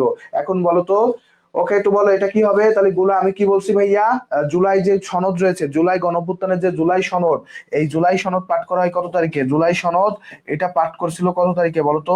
সরকারের যে মাননীয় উপদেষ্টা, এই উপদেষ্টা জুলাই সনদ কিন্তু পাঠ করছিল, তাই না? এই জুলাই সনদ পাঠ হয়েছিল কত তারিখে একটু বলতো? জুলাই সনদ পাঠ হয় কত তারিখে? জুলাই সনদ পাঠ হয় কত তারিখে? জুলাই সনদ পাঠ করা হয় কত তারিখে? একই কথা, জুলাই সনদ পাঠ করা হয়েছিল 2025 সালে। জুলাই সনদ পাঠ করা হয় 2025 সালের 5 আগস্ট, বুঝছো? এই 5 আগস্টকেই স্মরণে রেখে 5 আগস্টে জুলাই সনদ পাঠ করা হয়। ঠিক আছে ভাইয়া, এটা একটু মনে রাখতে হবে, এটা পরীক্ষাতে আসে, এগুলো পরীক্ষাতে আসবে। চলো পরের কোশ্চেনটা দেখি। নিচের কোন গ্রন্থিটি ইনসুলিন নিঃসরণ করেন? ইনসুলিন নিঃসরণ করে কে? কি কি আছে একটু খেয়াল করো। অ্যাড্রেনালিন, পিটুইটারি, থাইমাস, অগ্নাশয় কোনটি নয়। অ্যাড্রেনালিন, পিটুইটারি, থাইমাস, অগ্নাশয় কোনটি নয়। কোন 8 তারিখে না ভাইয়া, ওইটা পাঠ করা হয়েছিল 5 আগস্টই। পাঠও করা হয়েছে কবে? 5 আগস্টই, বুঝছো? জুলাই সনদ এটা কিন্তু পাঠ করছিল, সরি, মানে এটা আসলে উত্তরটা অ্যাকচুয়ালি তোমাদের আসলে যেটা হয় আর কি, জুলাই সনদের যে ঘোষণা, এই ঘোষণাটা কবে করছে, জুলাই সনদ কবে এবং কে পাঠ করেন সেটা আমরা বলে দিলাম যে ডক্টর মোহাম্মদ ইউনূস পাঠ করছিল, এবং সেটা হচ্ছে 5 আগস্টই হবে, বুঝছো? 5 আগস্টে ঘোষণা করা হয়েছিল। ওকে, স্বাক্ষর করা হয়েছে 17 অক্টোবর। স্বাক্ষর করা হয় কবে? 17 অক্টোবর। ওকে, সো দেখি আর কে কে সবাই একটু কমেন্ট করো, দ্রুত কমেন্ট করো। এটা কি হবে? ডি বলছো, অগ্নাশয় বলছো, তারপর কি আছে ভাই? আর কে কে আছে ভাই একটু কমেন্ট করো দ্রুত। ওকে, রাহাবুরি বলছে ডি, সুমাইয়া বলছে ডি, মুস্তাকিমা, তানিয়া, কৃপা, শান্তা, মুস্তাকিমা, মৌমিতা, রায় কিশোরী বলছে ডি, মিষ্টি বলছে ডি। আর কে কে সবাই কমেন্ট করো। সাদিয়া একটু বলে দি ভাইয়া, এটা সঠিক উত্তরটা হয়ে যাবে আছে অগ্নাশয়। এই অগ্নাশয়কে বলা হয় প্যানক্রিয়াস। অগ্নাশয়ে 4 ধরনের কোষ পাওয়া যায়। অগ্নাশয় একটা মিক্স গ্ল্যান্ড, কি বলা হয় এটাকে? মিক্স গ্ল্যান্ড বলা হয়। কেন মিক্স গ্ল্যান্ড বলা হচ্ছে? এখান থেকে একদিকে হরমোনও আসে, আর একদিকে কি আসে? এনজাইম নিঃসরণ করে। হরমোন প্লাস এনজাইম নিঃসরণ করে, বুঝছো? দুইটা কাজই করে। এই অগ্নাশয়ে 4 ধরনের কোষ পাওয়া যায়। একটা হচ্ছে আলফা কোষ, একটা হচ্ছে বিটা সেল, একটা হচ্ছে পি সেল, আর একটা সোমাটোস্ট্যাটিন সেল। কি হবে? সোমাটোস্ট্যাটিন, বুঝছো? Somatostatin cell. এই সব ধরনের কোষ পাওয়া যায়। এর মধ্যে মনে রাখবা, আলফা থেকে নিঃসৃত হয় গ্লুকাগন হরমোন। কি নিঃসৃত হয়? গ্লুকাগন। বিটা থেকে নিঃসৃত হয় ইনসুলিন। কি নিঃসৃত হয়? ইনসুলিন। আর পি থেকে নিঃসৃত হয় পেপটিক যে রস আছে সেটা নিঃসৃত হয়। গ্লুকাগনের কাজ কি? গ্লুকাগনের কাজ হচ্ছে একটাই, সেটা কি হবে? গ্লুকোজ লেভেল বাড়ানো। গ্লুকোজ বাড়ায়। গ্লুকোজ কি হয়? বাড়ায়। আর ইনসুলিনের কাজ কি? কমানো। কি কমানো? গ্লুকোজ লেভেল কমায়, ঠিক আছে, গ্লুকোজ লেভেল কমায়। এই ইনসুলিনের অভাবে কি হতে পারে? ইনসুলিনের অভাবে, এর অভাবে কি হয়? এর অভাবে ডায়াবেটিস হয়। কি হয় ভাইয়া? ডায়াবেটিস হয়, মনে রাখবা, ডায়াবেটিস। এই ডায়াবেটিস তাহলে কার কারণে হয়? ইনসুলিনের কারণে হয়। সুন্দর করে একটু মনে রেখো, বুঝছো কি বলছি? ডায়াবেটিস কেন হয়? ইনসুলিনের অভাবে হয়। ইনসুলিন যদি ঠিকঠাক মতো না পায় শরীর, তখন ডায়াবেটিস হয়ে যায়, ঠিক আছে? ওকে, এটা একটু সুন্দর করে মনে রাখতে হবে ভাইয়া, এটা কোনোভাবে ভুল করা যাবে না। এই জায়গা থেকে কোশ্চেন আসে, ইনসুলিন থেকে প্রতি বছর কোশ্চেন আসে, তাহলে অগ্নাশয় এটা সুন্দর করে মনে রাখবা, ঠিক আছে? চলো পরের কোশ্চেনটা তাহলে সলভ করে ফেলি। অগ্নাশয় আলফা বিটা পি সেল আর somatostatin cell. Alpha glucagon, beta হচ্ছে কি সেল? ইনসুলিন, পি হচ্ছে পেপটিক, ওকে, আর সোমাটোস্ট্যাটিন। আর আলফা থেকে কি? গ্লুকাগন। বিটা থেকে কি? ইনসুলিন। আলফা গ্লুকাগন কি করে? গ্লুকোজকে বাড়ায় দেয়। আর ইনসুলিন কি করবে? গ্লুকোজকে কমাই দিবে। ইনসুলিন না থাকলে কি হবে? ডায়াবেটিস হবে। কি হবে? ডায়াবেটিস হবে, মনে থাকবে। রোগটা কি? ডায়াবেটিস। চলো পরের কোশ্চেনটা। টিটিনাসের টিকার কয় ডোজ নিতে হয়? টিটিনাসের টিকার কয় ডোজ নিতে হয়? টিটিনাসের টিকা কেন নেয়? ধনুষ্টঙ্কার। ধনুষ্টঙ্কার মানে কি? আমাদের সাধারণত দেখবা খিঁচুনি ওঠে, কনভালশন, তাই না? বিশেষ করে মেয়েদেরকে টিটিনাসের টিকা কিন্তু ছেলেরা নেয় না ভাইয়া। এটা কে নিবে? মেয়েরা নিবে। ছেলেরা কখন নিবে? যখন কোনো কিছু আছে, হাত পা কেটে যাবে, বিশেষ করে পুরানো লোহা ইত্যাদি ইত্যাদিতে যখন চলে যায়, তখন সেটাকে বলা হয় কি? টিটিনাস। টিটিনাস হয়ে যায়, বুঝছো? খিচুনি টিচুনি ওঠে শরীরের মধ্যে, অনেক ধরনের কনভালশন হয়। কনভালশন মানে হচ্ছে কি? খিচুনি ওঠা, বুঝছো কি বলছি? এই যে টিটিনাস, এই টিটিনাসের টিকা কয় ডোজ? টিটিনাসের টিকা কয় ডোজ? তোমাদের এটা পরীক্ষা আসতে পারে। টিটিনাসের টিকা কয় ডোজ? এটা পরীক্ষায় আসতে পারে। এটা পরীক্ষা আসতে পারে। আচ্ছা, একজন বলতেছে 23 জানুয়ারি পূজা, বা নার্সিং পরীক্ষা কি 23 জানুয়ারি? পসিবিলিটি রয়েছে খুব বেশি, পসিবিলিটি খুব বেশি, বুঝছো? পসিবিলিটি খুব বেশি। ওকে, সো দেখি, রিমি আক্তার শিবা বলছে ঘ, স্বর্ণা সমাদ্দার বলছে ডি, সুমাইয়া সিমি বলছে গ, শ্রীফাত হাসান বলছে ঘ, হাসি বলছে ঘুমেতে গেছে। আচ্ছা, ঘুমেতে যাক। অ্যাকচুয়ালি সবাই তো চান্স পাবে না, এটা খুব বাস্তবতা। যারা আসলে দিন শেষে পরিশ্রম করবে, তারাই হচ্ছে সফলতার মোড়কে, বা তাদের হচ্ছে সফলতার যে মুকুট আছে, সেই মুকুট কিন্তু তারাই পড়বে। এর আগে কিন্তু পড়ার, বাকিদের কিন্তু পড়ার কোনো সম্ভাবনা নাই। আবজিতা রয়, হাসি বলছে, তারপরে কি আছে, আনিশা বৈদ্য বলছে, তারপর কি আছে, স্বর্ণা বলছে, মুস্তাকিন বলছে, আথিয়া আক্তার, সাইদা বলছে, সিনথিয়া রয়, তানিয়া আক্তার, ওকে, সঞ্জিদা, নাইমা, তানিয়া, তারপরে মিতু, ওকে, আবজিতা রয়, থ্যাংক ইউ সো মাচ ভাইয়া। আর শাকিলা জান্নাত আইরিন বলছে ঘ, ওকে, তানিয়া আক্তার। একটু বলে দিই ভাইয়া, এটা কিন্তু ছেলেরা নিবে না, মেয়েরা নিবে, ঠিক আছে? সো টিটিনাসের যে টিকা আছে, টিটি টিকা বলে। টিটি টিকা বর্তমানে কিন্তু আমাদের কিন্তু ইপিআই শিডিউল যেটা আছে, অর্থাৎ আমাদের যে টিকা দেয় সরকার বিনামূল্যে, ইপিআই, এই যে ছোটবেলা থেকে টিকা দেয়, যক্ষ্মার টিকা দিছে, পোলিও খাওয়াইছে, এর মধ্যে ইনক্লুডেড করা হয়েছে। এর মধ্যে কি করা হয়েছে ভাইয়া? ইনক্লুডেড করা হয়েছে। তারপরে একটু বলে দিই, টিটি টিকার বর্তমান ডোজ হচ্ছে, এক্সাক্ট ডোজ হচ্ছে সব মিলাই আছে 5টি। কয়টি? 5টি। এটা অ্যাকচুয়ালি দেখা যায় যে মেয়েদের বয়স যখন 14 বছর হয়, তখন প্রায় 3টা নেয়। যখন হচ্ছে বাচ্চা দিবে, দ্যাটস মিনস হচ্ছে প্রেগনেন্ট হয়, তখন দেখা যায় আরো 2টা ডোজ তাকে এক্সট্রা নিতে হয়। সব মিলে একটা মেয়ের জীবনে 5টা ডোজ তাকে নিতেই হবে। 5টা ডোজ কি করতে হবে? নিতে হবে। তাহলে ভাই এটা সঠিক উত্তর কি হয়ে যাবে? 5টি। এটা সঠিক উত্তর কি হয়ে যাবে? 5টি। খুব সুন্দরভাবে ভাই মনে রাখতে হবে, ইনশাল্লাহ মনে থাকবে। চলো পরের কোশ্চেনটা সলভ করে ফেলি। হৃৎপিণ্ডের আবরণীর পর্দা যেটা থাকে, সেই পর্দার নাম কি? হৃৎপিণ্ডের যে আবরণী থাকে, সে আবরণীর নাম কি? আমি আগেও বলছি, প্রতিটা অঙ্গ, আমরা যেমন জামা কাপড় পরি, আমরা সবাই জামা কাপড় পরছি না? ঠিক একইভাবে প্রতিটা অঙ্গেরও জামা কাপড় পরা লাগে। এই জামা কাপড়টার নাম কি? এই জামা কাপড়টার পর্দার নামটা থাকে আছে আবরণী। হ্যাঁ, 15 বছর থেকে নেওয়া হয়, 14 বা 15 বছর থেকে নেওয়া হয় ইউজুয়ালি। ওকে, তো দেখো, এখানে আছে প্লিউরা আছে, তারপরে পেরিকার্ডিয়াম, এন্ডোকার্ডিয়াম, পেরিটোনিয়াম। একটু বলো তো ভাইয়া, এটা সঠিক উত্তর কি হবে? হৃৎপিণ্ডের আবরণীর নাম কি? হৃৎপিণ্ডের আবরণীর নাম কি? পেলিউরা, পেরিকার্ডিয়াম, এন্ডোকার্ডিয়াম, পেরিটোনিয়াম। একটু সঠিক উত্তরটা দিয়ে ফেলো তো ভাই, এটা সঠিক উত্তর কি হবে? দেখি, অনেকে কমেন্ট করছো। 23 নাম্বার না কাদম্বিনী? এটা হচ্ছে ভাইয়া 13 নাম্বার। পূজা খ, সামিরা খ, কাদম্বিনী খ, ওকে, অনুরয় রয় বলছে খ, মিলন বাদশা বলছে বি, সবুজ বলছে খ, রিফাত হাসান খ, সঞ্জিদা খ, শাকিলা বলছে খ, রিমি খ, স্বর্ণা বলছে খ, সুকি বলছে বি, ওকে, সো নাইমা, হাসি, রায় কিশোরী। ওকে, সো সবাই একটু দ্রুত কমেন্ট করতে থাকো, দ্রুত কমেন্ট করো। শিল্পী হালদার বলছে খ, ইশরাত ইমি বলছে খ, নাইমা সুলতানা বি। একটু দ্রুত সবাই দ্রুত দ্রুত কমেন্ট করো না। ইশরাত জাহান ঝুমা, আমি তো দ্রুত কমেন্ট দেখবো খালি। জান্নাতুলি, ফাবিহা, মাহমুদা, আর কে কে আছো ভাইয়া কমেন্ট করো। রিমি আক্তার, শিপা, পেরিকালডিয়াম, তানিয়া আক্তার খ। আর কে আছো ভাইয়া কমেন্ট করো। সাবরিনা আক্তার, সাবরিনা আক্তার বলছে খ সবাই। নাজিয়াত সুলতানা জান্নাত খ। আনিশা বৈদ, আচ্ছা চলে আসি ভাইয়া। মনে রাখবা পিলিউরা এটা হচ্ছে ফুসফুসের, কার এটা? ফুসফুস। ফুসফুসের আবরণীর নাম হচ্ছে পিলিউরা। এটা কি হবে? ফুসফুসের আবরণীর নাম হচ্ছে পিলিউরা। পেরিকার্ডিয়াম, এই যে কার্ডিয়াম শব্দ যদি থাকে, কার্ডিয়াম মানে হচ্ছে হৃৎপিণ্ড, পেরিকার্ডিয়াম হচ্ছে হৃৎপিণ্ডের আবরণী। হৃৎপিণ্ডের আবরণী যদি বলা হয় সেটা হচ্ছে পেরিকার্ডিয়াম। এন্ডোকার্ডিয়ামটা কি? আমাদের যে আবরণী থাকে সেটা তিনটা স্তরে থাকে। কয়টা স্তরে থাকে? তিনটা স্তরে ভাগ করা হয়, বাইরের একটা, মাঝখানে একটা, ভিতরে একটা। বাইরে হইলে সেটা কি হয়ে যাবে? সেটা হয়ে যাবে হচ্ছে পেরিকার্ডিয়াম। তারপরে মাঝখানে হলে কি হয়ে যাবে? সরি, বাইরে হলে সেটা কি হয়ে যাবে? অ্যাক্টোকার্ডিয়াম। অ্যাক্টোরাম, ঠিক আছে, অ্যাক্টোরাম। তারপরে মাঝখানে হইলে কি হয়ে যাবে? মায়োকার্ডিয়াম। মায়োকার্ডিয়াম ভিতরে হয়ে যাবে কি? এন্ডোকার্ডিয়াম। সো এটা আছে ভিতরের স্তরের নাম। সো এটা আর উত্তর হবে না।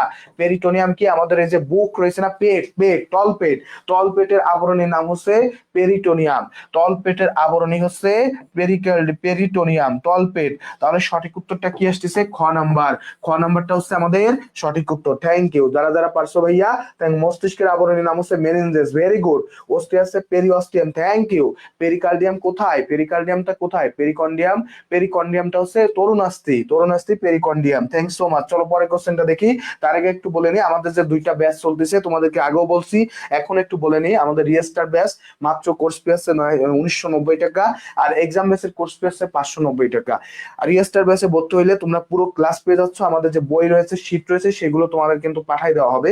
এই যে এইভাবে কোরিয়ার করে তোমাদেরকে কিন্তু পাঠাই দেওয়া হবে, প্রতিটা জিনিস তোমাদের কিন্তু পাঠাই দেওয়া হবে। সো তোমরা যারা ভর্তি হতে চাও দ্রুত যোগাযোগ করে ভর্তি হয়ে যাও। আর এক্সাম বেসে ভর্তি হলে তোমাদের জন্য কি রয়েছে? আমাদের যে সাজেশন বই, এই যে দেখতে পাচ্ছ সাজেশন বই, এই সাজেশন বই কিন্তু তোমাদেরকে দিয়ে দেওয়া হবে। এই সাজেশন বই তোমার কাছে পৌঁছায় যাবে। ক্লাস পাচ্ছ, পরীক্ষা পাচ্ছ, তোমাকে প্রস্তুত করে সাজাই গুছাই কোথায় পাঠানো হবে? তোমাকে পাঠানো হবে কোথায়? সাজাই গুছাই পাঠানো হবে কোথায়? পরীক্ষার হলে। তো যারা ভর্তি হতে চাও তারা দ্রুত আমাদের যে নাম্বার আছে, নাম্বারে যোগাযোগ করে ভর্তি হয়ে যাও, অথবা আমাদের যে পেজ আছে পেজে নক করে দ্রুত ভর্তি হয়ে যাও। ইনশাল্লাহ দেখা হবে তোমাদের সাথে স্বপ্নের ঠিকানায়। ঠিক আছে, চলো পরের কোশ্চেনটা সলভ করে ফেলি। এরপরে চলে আসি 14 নম্বরে। কোনটি রক্ত জমাট বাঁধাতে সাহায্য করে? কোনটি রক্ত জমাট বাঁধাতে সাহায্য করে? দেখি কে কে পারো ভাই একটু কমেন্ট করো তো। যে কি কে কে পারো ভাই একটু কমেন্ট করো। এটার উত্তর দিয়ে ফেলো। কি কি পারো দেখি, কে কে পারো ভাই একটু কমেন্ট করো তো। এটার উত্তর কি হবে? রক্তকণটি রক্ত জমাট বাঁধাতে সাহায্য করে। দেখি কে কে পারবে একটু কমেন্ট করো। লোহিত রক্তকণিকা, অনুচক্রিকা, হিমোগ্লোবিন, কোনটি নয়। লোহিত রক্তকণিকা, অনুচক্রিকা, হিমোগ্লোবিন, কোনটি নয়। একটু বলো। পৌষ্টিক নালী, হ্যাঁ ওই যে তল ফেটে বললাম না, এই যে এখানে আসলে ক্ষুদ্রান্ত থাকে এখানে আর কি, বুঝছো? চলে আসো দেখি কে কে পারো। রক্ত জমাট বাঁধাতে সহযোগিতা করে কোনটি? মায়াবতী, মায়াবতী আয়শা বলছে আছে খ, অনু রয় বলছে খ, সামিরা বলছে বি, লামিয়া বলছে সি, ঈশিতা বলছে বি, সুমাইয়া বলছে বি, মিতুল খান বলছে বি। আর কে কে ভাইয়া দ্রুত কমেন্ট করো। আর যারা এখনো পর্যন্ত ক্লাসটা অবশ্যই একটু শেয়ার করে দাও, মেনশন করে দাও বন্ধু বান্ধবদের সাথে। এবং সেই সাথে সাথে যদি ক্লাসটা ভালো লেগে থাকে অবশ্যই লাভ রিয়াক্ট দিয়ে পাশে থাকতে হবে। লাভ রিয়াক্ট দিবা, ভালোবাসার রিয়াক্ট দিবা। ভাইয়াদেরকে যত ভালোবাসা দিবা ভাইয়ারাও কিন্তু তত তোমাদের অনুপ্রাণিত হবে। ঠিক আছে, চলো দেখি উত্তরটা দিব। আসলেই ঠিক আছে, প্রতিদিন ক্লাস নিলে ভালো হবে, আর ভয় করবে না, খুব টেনশন ইনশাল্লাহ। নাইমা, স্বর্ণা, আনিশা, সাবরিনা, আর কে কাছে দেখি রিমি আছে, রিফাত আছে, সীমা। খুবই সহজ একটা কোশ্চেন, এবং কোশ্চেনটা প্রচন্ড পরিমাণ আসে। রক্ত থেকে তোমাদের কোশ্চেন থাকবেই, রক্ত থেকে তোমাদের কোশ্চেন থাকবেই। এটার সঠিক উত্তর হবে আছে অনুচক্রিকা। কি হয়ে যাবে? অনুচক্রিকা। লোহিত রক্তকণিকার মূল কাজ কি? অক্সিজেন পরিবহন। অক্সিজেন পরিবহন হচ্ছে এর মূল কাজ। ঠিক আছে, এটার মূল কাজ হচ্ছে অক্সিজেন পরিবহন। এই হিমোগ্লোবিন তো অনুচক্রিকা, লোহিত রক্তকণিকার মধ্যেই থাকে। আর অনুচক্রিকার মূল কাজ কি? রক্ত জমাট বাঁধতে সাহায্য করা। রক্ত জমাট বাঁধতে সাহায্য করে কে?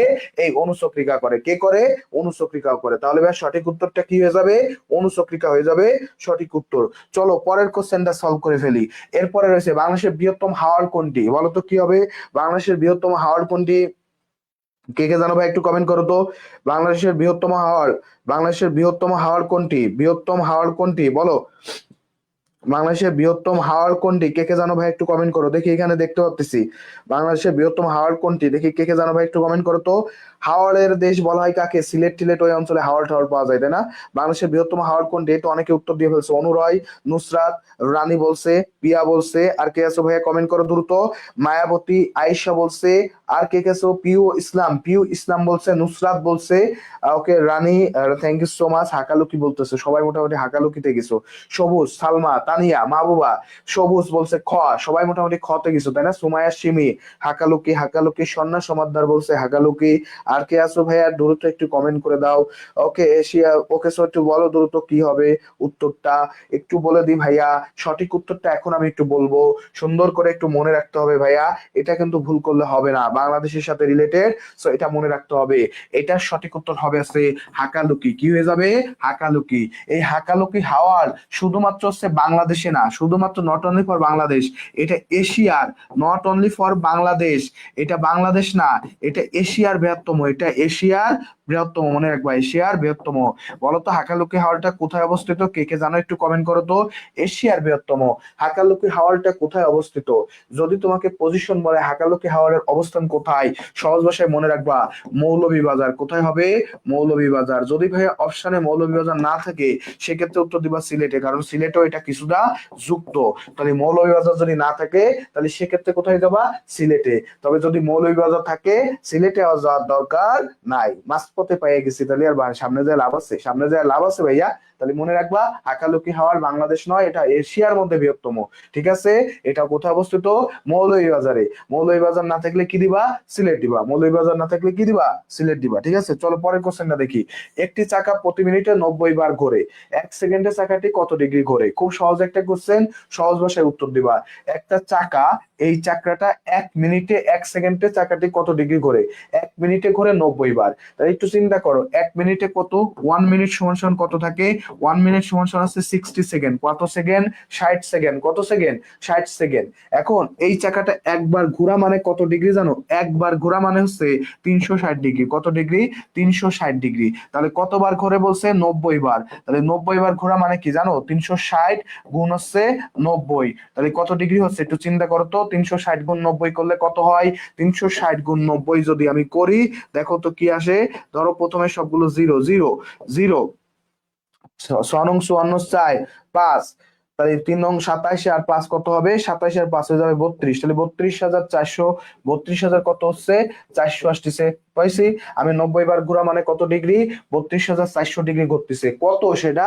60 সেকেন্ডে ঘুরতেছে। কত সেকেন্ডে ঘুরতেছে? 60 সেকেন্ডে ঘুরে কত? 60 সেকেন্ডে ঘুরে, ঘুরে 60 সেকেন্ডে ঘুরে কত, কত ডিগ্রি? 32,400 ডিগ্রি। আমাকে বের করতে বলছে কি 1 সেকেন্ডে। 1 সেকেন্ডে ঘুরে হবে কি, ভাগ করতে হবে। 32,400 ভাগ কত হবে?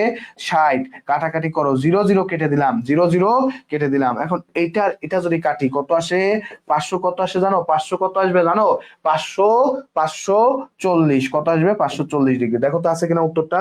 এটা উত্তর কি হয়ে যাবে? 540 ডিগ্রি। এটা হয়ে যাবে কি 540 ডিগ্রি। আবারও বলি, অন্য হিসাব করলেও করতে পারো এইভাবে, এইভাবেও তুমি হিসাব করতে পারো যে দেখো 1 মিনিটে 90 বার ঘোরে, 1 মিনিটে কয়বার ঘোরে? 90 বার। তাহলে আমি চিন্তা করতে পারি 1 সেকেন্ড, 60 সেকেন্ডে ঘুরে আছে 90 বার, কয়বার? 90 বার। তাহলে 1 সেকেন্ডে ঘুরবে কত? 90 ভাগ 60, কাটাকাটি করলে বোঝা যাচ্ছে এখানে কি হবে? 1.2, অর্থাৎ 1.5 বার। কতবার? 1.5 বার। এখন একবার সমান সমান আমরা জানি আছে 360 ডিগ্রি। কত ডিগ্রি? 360 ডিগ্রি। তাহলে 1.5 বার সমান সমান হবে কত? 360 গুণ হচ্ছে 1.5 করলে কত আসতেছে? 540। উত্তর শেষ। এইভাবেও তুমি করতে পারো। তাহলে সঠিক উত্তর কি হয়ে যাবে ভাইয়া? সঠিক উত্তর হয়ে যাবে 540। কি হয়ে যাবে? 540। মনে থাকবে, এটা যেন ভুল না হয়। এই ধরনের ম্যাথ কিন্তু তোমাদের পরীক্ষা আসতে পারে। খুবই সহজ ম্যাথ, মনে হতে পারে কি নাকি, আমার তো দেখার সাথে সাথে উত্তর মনে হয়ে গেছে। এটা তো আমার দেখার সাথে সাথে উত্তর মনে হয়ে গেছে। ম্যাথ নিয়ে সবাই ভাবে কি না কি, কিভাবে কি করব, এত বড় ম্যাথ কি আসবে? ভাইয়া দিবে, তোদেরকে দিবে না তো দিবে কাকে? এ তোমাদেরকেই তো দিবে। চলো পরের কোশ্চেনটা সলভ করি। 17। আরেকটা আমি ম্যাথ দিছি, log x to the power 1/9 is equal two কি আছে -2 হলে এক্স এর মান কত, কি আছে এক্স এর মান কত। চলো ভাইয়া এটা একটু সলভ করে ফেলি তাইলে। এটা সলভ করার সিস্টেমটা হচ্ছে, আমাদের একটা সূত্র ছিল log x to the power a is equal to যদি বি হলে, x to the power a is equal to b হলে x to the power b সমান সমান হচ্ছে এ। অর্থাৎ এই যে এখানে যেটা পাওয়ার আকারে থাকে এটা সূত্র, এখানে যেটা থাকে সেটা এখানে পাওয়ার আকারে চলে যায়, এটা আলাদাভাবে বসে যায়, এটা আলাদাভাবে বসে যায়। তো যেহেতু আমার কি আছে একটু দেখো তো, খেয়াল করো তো, log x to the power 1/9 is equal two কি আছে -2, তাহলে কি হয়ে যাবে x to the power -2 is equal two 1/9, কি আসবে 1/9। তাহলে সেই হিসাব করলে কি আসতেছে x to the power -2 is equal to 3 to the power -2। এটা লেখা যায় 1/9 কে কি লেখা যায় 1/9 মানে হচ্ছে 1/3 এর হোল স্কয়ার, এই হোল স্কয়ারকে উপরে পাঠাইলে 3 টু দি পাওয়ার -2। তাহলে আর একটা সূত্র ছিল না, এ টু দি পাওয়ার বি সমান সমান এ টু দি পাওয়ার সি হলে বি সমান সমান সি, এরকম একটা সূত্র ছিল। আবার ঠিক একইভাবে আরেকটা সূত্র ছিল, তোমাদের মনে আছে কিনা, এ টু দি পাওয়ার বি সমান সমান এ টু দি পাওয়ার বি সমান সমান বি টু দি পাওয়ার ধরো সরি বি টু দি পাওয়ার না এক্স টু দি পাওয়ার ধরো বি হলে এ সমান সমান এক্স, অর্থাৎ দুইটার যদি বেজ লাইন সমান হয় একই হয়ে যাবে। তো সেখান থেকে লেখা যায় কি এক্স সমান সমান হয়ে যাবে কত 3, এক্স সমান সমান কত হয়ে যাবে 3। তাহলে এক্স সমান সমান যদি 3 হয় তাহলে সঠিক উত্তরটা কি হয়ে যাবে, এই যে খ নাম্বারটা হয়ে যাবে সঠিক উত্তর। খ নাম্বারটা কি হবে বলতো সঠিক উত্তর। ম্যাথ নিয়ে ইনশাল্লাহ একটা ধামাকা ক্লাস হবে, ঠিক আছে, কি বলছে ম্যারাথন ক্লাস নিবো তোমাদের একটা। ম্যাথে যে কটা ম্যাথ দিব ওইখান থেকে আসবে, এর বাইরে কিছু আসবে না। একটা ক্লাস করবা 2 ঘন্টার একটা ক্লাস করবা, আলহামদুলিল্লাহ বলে যাবা যে 10 মার্ক কমন হয়ে গেছে। যে কটা ম্যাথ দিব 50টা ম্যাথ দিব 50টা ম্যাথ থেকে আসবে, 100টা ম্যাথ দিলে 100টা ম্যাথ থেকে আসবে, যদি 10টা দিই ওইখান থেকে মনে করবা ওইখান থেকে আসবে। তো টেনশন নেওয়ার কিচ্ছু নাই, বুঝছো কি বলছি। তাহলে এটা সঠিক উত্তর কি হয়ে যাবে বলতো 3টি। 3 কত হয়ে যাবে 3, মনে থাকবে। এটা যা সূত্র দিয়ে আসছে, সূত্র দিয়ে, ঠিক আছে। চলো পরের কোশ্চেনটা সলভ করে ফেলি। আমাদের ইউরিয়া সারে কত শতাংশ নাইট্রোজেন আছে বলতো ভাইয়া, কত শতাংশ নাইট্রোজেন আছে। এটা নার্সিং পরীক্ষাতেও আসছে, বিগত বছরগুলোতে মেডিকেলও কিন্তু এই কোশ্চেনটা আসছে। বলো এটা সূত্রের উত্তর কি হবে। রিফাত বলছে জান্নাতুল ফেরদাউস, সবুজ অনেকে কমেন্ট করেছো, থ্যাংক ইউ সো মাচ ভাই। এইবার কই হবে কবে নিবেন ভাইয়া ম্যাথ ক্লাস? ইনশাল্লাহ খুব দ্রুত, ইনশাল্লাহ সময় দিয়ে ইনশাল্লাহ আমরা নিব। আবার বোঝাই দেন, আবার একটু বোঝাই দিই। লগ এক্স টু দি পাওয়ার 1/9 সমান সমান আসছে -2। এখন আমরা একটা কথা বলছি, এইভাবে যদি থাকে এইটা আসছে এক্স এর উপর পাওয়ার হিসেবে চলে যায়, তাহলে এক্স টু দি পাওয়ার -2 সমান সমান কি হবে 1/9। এই 1/9 মানে কি, এটা মানে হচ্ছে 1/3 এর হোল স্কয়ার। এখন মনে রাখবা নিচের কোনো জিনিসকে যদি উপরে উঠাইতে চাও পাওয়ার কি হয়ে যায় মাইনাস হয়ে যায়, 3 টু দি পাওয়ার -2 হয়ে যাচ্ছে। তাহলে ভাইয়া এক্স টু দি পাওয়ার -2 সমান সমান কি হয়ে যাবে 3 টু দি পাওয়ার -2। দেখো তো এর পাওয়ার আর এর পাওয়ার কি সেম না, একই জিনিস না। তাহলে পাওয়ার যদি বাদ দিয়ে দিই তাহলে এক্স সমান সমান কি হয়ে যাচ্ছে, এক্স সমান সমান হয়ে যাচ্ছে 3, এক্স সমান সমান কি হয়ে যাচ্ছে 3, বুঝছো। আবার একটু দেখো ট্রাই করো। আমার এটা হচ্ছে সূত্র, এটা হচ্ছে সূত্র, এখান থেকে এই সূত্র আছে মুখস্থ করতে হবে। এবং এটা সমান সমান 1/9, তাহলে x to the power -2 is equal two হচ্ছে 3 টু দি পাওয়ার -2। তাহলে এক্স সমান সমান কি হয়ে যাবে 3, এক্স সমান সমান কি হয়ে যাবে 3। ওকে, সো তাহলে সঠিক উত্তরটা কি হয়ে যাবে x to the power -2, x to the power -2। আচ্ছা এক্স দেখে অনেকে আবার ভাইবে ফেলে কি জানো, এটা মনে হয় আমার পুরনো, ওল্ড। ওল্ড নট ওল্ড, এটা কি, এটা হচ্ছে একটা চলক। এটা কি বলতো একটা চলক, নট ওল্ড, ঠিক আছে। Ex boyfriend ex girlfriend not it's, এটা কি একটা চলক, বুঝছো। এটা দেখে অনেকে ভাবে কি, আমি মাঝে মাঝে ভাবি যে এটা আপনাকে আবার বলে ফেলে যে আপনার আবার এক্স টেক্স আছে নাকি। এক্স বলতে আসলে এখন আমরা শর্ট করে ফেলছি, বুঝছো। এক্স বলতে আছে ই এক্স, ওই এক্স মানে কি জানো এক্স, ই এক্স এক্স, ঠিক আছে, আমাদের এই এক্স না কিন্তু, ঠিক আছে, নট ইটস, ঠিক আছে, মনে রেখো। চলো ভাইয়া তাহলে চলে যায় দেখি, ইউরিয়া সারে কত শতাংশ নাইট্রোজেন আছে। ইউরিয়া সারের এই কোশ্চেনটা প্রচন্ড পরিমাণে আসে, প্রচন্ড পরিমাণে আসে, প্রচন্ড পরিমাণে তোমাদের পারা লাগবে। কি করা লাগবে বলতো, পারা লাগবে, ঠিক আছে। প্রচন্ড পরিমাণে আসা কোশ্চেন, প্রচন্ড রকমের তোমাদের পারা লাগবে। ইউরিয়া সারের 46%, হিসাব করে দেখা গেছে 46%, 46% নাইট্রোজেন থাকে, কি থাকে 46% নাইট্রোজেন থাকে, ঠিক আছে। 46% নাইট্রোজেন থাকে, এটা একটু মনে রেখো। কত পার্সেন্ট 46% নাইট্রোজেন থাকে, কথাটা একটু সুন্দর করে মনে রাখতে হবে। 18 নাম্বার শেষ, 46% নাইট্রোজেন থাকে। তো যারা এখনো পর্যন্ত আসলে আমাদের পেইড ব্যাচ বা কোথাও ভর্তি হও নাই, তোমাদের জন্য এটা একটা শেষ সুযোগ। পালসের পক্ষ থেকে তোমাদের জন্য আমরা একটা রিস্টার ব্যাচ নিয়ে এসেছি। এই রিস্টার ব্যাচে ভর্তি হলে তুমি কিন্তু সবকিছু পেয়ে যাচ্ছ, একেবারে বই থেকে শুরু করে আমাদের শীট সবকিছু পেয়ে যাচ্ছ, ক্লাস পেয়ে যাচ্ছ, সব পেয়ে যাচ্ছ। এই সবকিছু মিলে আমাদের যে বইগুলো আছে সেই বই পেয়ে যাচ্ছ, শীট পেয়ে যাচ্ছ, 9টি বই, সবকিছু পেয়ে যাচ্ছ মাত্র কয় টাকায় 1990 টাকায়। সো যারা ভর্তি হও নাই নাই এখনো পর্যন্ত, তোমাদের এখনো সিদ্ধান্ত নেওয়ার সেই সুযোগটা আছে। যারা ভর্তি হতে চাও তারা দ্রুত আমাদের পেজে নক করে ফেলো। আমাদের যে বইগুলো একটু দেখে নাও, nursing digest, highlights, GK highlights যে বইগুলো আছে এগুলো কিন্তু পৌঁছায় যাবে তোমার কাছে, তোমার ঠিকানায়। তো যারা এখনো ভর্তি হও নাই, তোমরা যারা সিদ্ধান্ত নিতে চাও তারা দ্রুত যোগাযোগ করে ভর্তি হয়ে যাও। আমাদের যে পেজ আছে সেখানে নক করো, আমাদের যে নাম্বার আছে স্ক্রিনে দেওয়া নাম্বার, সেই নাম্বারে কিন্তু তুমি দ্রুত যোগাযোগ করে ভর্তি হয়ে যাও। ইনশাল্লাহ তোমাদের জন্য ভালো কিছু, পালস নার্সিং ভর্তি কোচিং তোমাদের জন্য ভালো কিছু দিয়েই তোমাদের জন্য সাজাবে। সো ইনশাল্লাহ তোমরা যারা ভর্তি হও নাই দ্রুত ভর্তি হয়ে যাও ইনশাল্লাহ। ওকে, চলো পরের কোশ্চেনটা তাহলে আমরা একটু সলভ করে ফেলি।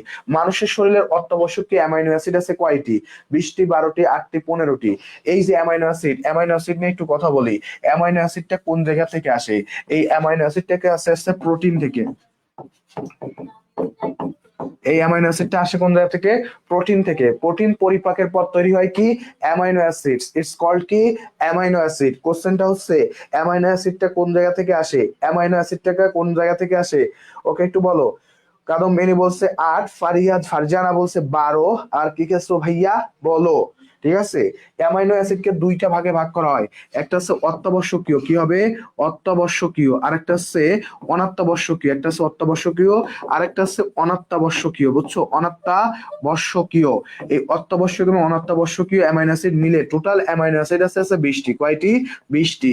এর মধ্যে একটা কথা আছে, অত্যাবশ্যকীয় অ্যামাইনো অ্যাসিড একেবারে অ্যাডাল্ট পারসনের ক্ষেত্রে অত্যাবশ্যকীয় অ্যামাইনো অ্যাসিড হচ্ছে 8টি, অ্যাডাল্ট ব্যক্তিদের ক্ষেত্রে 8টি, আর অনাত্যাবশ্যকীয় হচ্ছে 12টি। বাদ ভাইয়া কথা হচ্ছে, মানুষ যখন শিশু থাকে, যেমন ধরো হাড়ের ক্ষেত্রে মানুষের শরীরে 206টি হাড় থাকে, আর বাচ্চাদের শরীরে 300টি হাড় থাকে। বজ্জাতের কিছু হাড় ওদের মধ্যে থাকে, হাড় হাড় মানে অস্থি। ঠিক আছে, তো ঠিক একইভাবে এদের আবার অ্যামাইনো অ্যাসিড হচ্ছে 10টি। এই যে অত্যাবশ্যকীয় অ্যামাইনো অ্যাসিড সেটাও কয়টা হয়ে যাবে? 10টি। বাট যেহেতু আমরা সে শিশুদের নিয়ে কাজ করতেছি না, আমরা সবার জন্য কমনলি চিন্তা করতেছি, তাহলে এটা সঠিক উত্তর কি হয়ে যাবে বলতো? গ নাম্বারটা হয়ে যাবে সঠিক উত্তর। 8টি। কয়টি হয়ে যাবে? 8টি। ঠিক আছে ভাই, এটা একটু মনে রাখতে হবে, কয়টি হয়ে যাবে? 8টি। ঠিক আছে, এটা সবাই একটু কাইন্ডলি মনে রেখো, এটা কি হয়ে যাবে? 8টি। ওকে, চলো পরের কোশ্চেনটা সলভ করে ফেলি। এবার আছে অ্যাসিড এবং ক্ষারের বিক্রিয়ায় কি উৎপন্ন হয়? অ্যাসিড এবং ক্ষারের বিক্রিয়ায় কি উৎপন্ন হয় বলতো ভাই? এটা কি উৎপাদন হবে? অ্যাসিড এবং ক্ষার এর একটা বিক্রিয়া হয়, প্রশমন বিক্রিয়া। কি তৈরি হচ্ছে? এটাকে বলা হয় প্রশমন বিক্রিয়া। বুঝছো? অ্যাসিড এবং ক্ষারের যে বিক্রিয়া আছে সেটাকে বলা হয় প্রশমন বিক্রিয়া। একটু বলে রাখি, এটা খুবই কমন একটা জিনিস, বিজ্ঞানের ভাষায় এটা আসতে পারে। অ্যাসিড এবং ক্ষারের বিক্রিয়া কি তৈরি হয়? খুব কঠিন একটা প্রশ্ন দিই নাই কিন্তু, কঠিন প্রশ্ন এটা মনে হচ্ছে খুব কঠিন। আমাদের সাথে কিন্তু 250 জনের প্লাস ছিল, সেখান থেকে এখন মাত্র 100 জন আছে। তো বাকিদের কি? বাকিদের পড়াশোনা করা লাগবে না, বাট আসলে তাদের শুনতে ভালো লাগে না। তাদের আসলে গান পরিবেশন করলে মনে হয় শুনতে ভালো লাগবে। বুঝছো কি বলছি? তারা আসলে গান খোঁজে, রিলস খুঁজতেছিল, খুঁজতে খুঁজতে কি না কি পেয়ে গেছে। আরে পেয়ে গেছি তো গান গাছটা একটু শুনি। সো গান শুনতে যাদেরকে ভালো লাগবে, আমাকে সহজ কথা, তোমাদের আমি সবসময় অনলাইন এবং অফলাইনে যেসব স্টুডেন্টদেরকে পড়াই সবাইকে একেবারে প্রকাশ্যে বলি, গালাগালি খাইতে হবে প্রচন্ড পরিমাণে। অফলাইন হইলে তো গালাগালি দিই, পড়াশোনা না করলে গালাগালি খাইতে হবে, পড়াশোনা না করলে পিটানি খাইতে হবে। আমার মনে আছে ব্যাডমিন্টন দিয়ে ধরে ধরে পিটাইতাম। স্টাম্প আছে না এই যে ক্রিকেটের, ওই দিয়ে স্টুডেন্টদেরকে পিটাইছি। বুঝছো কি বলছি? স্টুডেন্টরা চান্স পাইছে, যে যত বেশি মার খাইছে, যে যত বেশি গালাগালি শুনছে, তারা চান্স পাইছে। কি বলছি বুঝছো? তাদের বাবা মা থেকে ইনস্ট্রাকশন ছিল যে আপনার হাতে দিছি ভাই, আপনি এখন এটাকে পড়াবেন, গরুকে মানুষ করবেন, এখন আপনি যা খুশি করে পিটান, আপনি পিটান, কোনো কেউ দরকার নাই। সো তোমাদেরকে পড়াশোনা করতে হবে সিরিয়াসলি। কিছু মেটার আছে, যেটা বললাম না, তোমাদেরকে কিছু শর্ট ট্রিক্স বলে দিই, যেহেতু শেষ মুহূর্তে তোমরা আসো। আমি যেহেতু নার্সিং এর সাথে অলমোস্ট 6 বছর ধরে আছি, এবং আমি নিজেও পরীক্ষা দিয়েছি এবং ভালো মার্ক পেয়ে চান্স পেয়েছি। অনলি 84 পেয়ে চান্স পেয়েছিলাম, 84, 84। ঠিক আছে, আমার টোটাল মার্কস ছিল 134, ওইদিকে 2টা প্লাস, 84 পেয়ে চান্স পেয়েছিলাম। তো দেখো কিছু শর্ট ট্রিক্স তোমাদেরকে একটু জাস্ট খেয়াল করো, বলে দিই। শর্ট ট্রিক্সটা হচ্ছে, নার্সিং পরীক্ষাটা হচ্ছে একটা জুয়া খেলার মতো, খুব সহজ একটা কোশ্চেন, এমসিকিউ, জুয়া খেলার মতো। এই সময়টা তোমাকে টেম্পারটা টিকায় রাখতে হবে, এই সময়টা তোমার মাথাটাকে কুল রাখতে হবে। কেন? যদি মাথাটাই যদি খুব ঘাবড়াই যায়, তো দেখবা যে খুব ছোট ছোট যেসব কোশ্চেন পারা জিনিস সেটাও তুমি ভুলে যাবা। সো মাথা একদম কুল ফ্রি রাখতে হবে। এখন দেখো নার্সিং পরীক্ষার যে কোশ্চেন গুলা করে, সেই কোশ্চেন যারা করবে তারা অ্যাকচুয়ালি দেখা যায় কি সবসময় বিগত সালটাকেও কিন্তু ফলো করে, বিগত সালটাকে ফলো করে। সো বিগত সাল থেকে তুমি 10% বেশি কোশ্চেন কিন্তু ভাইয়া পেয়ে যাবা, অলমোস্ট 10% বেশি কোশ্চেন ভাইয়া কমন থাকবে। এবার দেখো আমাদের ইউনিভার্সিটি বা মেডিকেলের যে কোশ্চেন গুলো আছে, কারণ যেহেতু হচ্ছে আমাদের নার্সিং এর কোশ্চেন করার যে লোকরা আছে সেখানে কিন্তু মেডিকেল পার্সন অ্যাড ওকে, মেডিকেল পার্সন অ্যাড হইলে মেডিকেলের কোশ্চেন গুলাও তোমাদেরকে কিন্তু ফলো করা লাগবে। বিগত বছরগুলোতে দেখা গেছে মেডিকেলের কোশ্চেন, বিসিএস এর কোশ্চেন, তারপরে ধরো ইউনিভার্সিটি লেভেলের কিছু কোশ্চেন, এইসব কোশ্চেন থেকে বাংলা ইংলিশ বা ধরো যে জিকে এই টাইপের জায়গাগুলোতে যে মার্কগুলো আছে অলমোস্ট তোমার যে মোটামুটি 60 মার্কের মধ্যে দেখা গেছে যে 50 থেকে 55 কমন। যেমন ধরো ইংলিশের ক্ষেত্রে দেখা গেছে কি বিগত বছরগুলোতে যদি তুমি 5টা বা 10টা যদি বিসিএস এর কোশ্চেন সলভ করো, 5টা বা 10টা, দেখতে পারবা যে ওইখান থেকে যে 20 মার্ক আছে বা কমন 15-16 মার্ক তুমি ইউজুয়ালি পেয়ে যাবা, খুবই সহজ ভাবে পেয়ে যাবা, বুঝছো।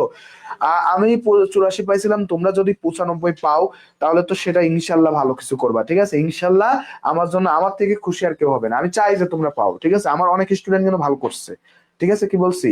সো দেখো যেটা বলতেছি, আমি তোমাদেরকে এই গাইডলাইনটা কেন দিচ্ছি, তোমরা শেষ পর্যন্ত রয়েছো, তোমরা কষ্ট করেছো, এই জন্য তোমাদের এই গাইডলাইনটা দেওয়া।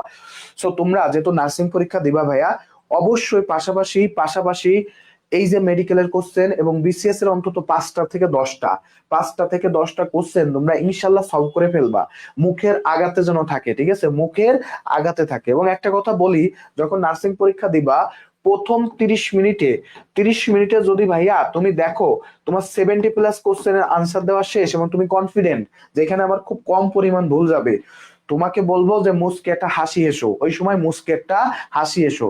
70+ কোশ্চেন কেউ যদি 30 মিনিটে শেষ করে, ওই বান্দারে 80 পাওয়ার থেকে ভাই আর কেউ আল্লাহ ছাড়া, আল্লাহর রহমত তো তোমার কাছে আছেই, আল্লাহ দিলে 80-র নিচে তুমি আর পাবা না ভাইয়া, গ্যারান্টি দিয়ে বলতে পারি। কোন বান্দা যদি প্রথম 30 মিনিটে 70+ কোশ্চেন দাগাই ফেলে, ওই বান্দা 80-র কম পাবে না ইনশাল্লাহ, এটা আমি বিশ্বাস করি, ঠিক আছে। সো যদি 80+ দাগাই ফেলো ভাইয়া, মনে মনে একটা মুস্কি হাসি দিও এবং আমার নাম একটু স্মরণ করো, যে আল্লাহর নাম স্মরণ করো, আমার নাম করতে হবে না, আল্লাহর নাম স্মরণ করো। আর পরীক্ষা দিয়ে বের হয়ে বইলো ভাইয়া আপনি তো এটা বলছিলেন।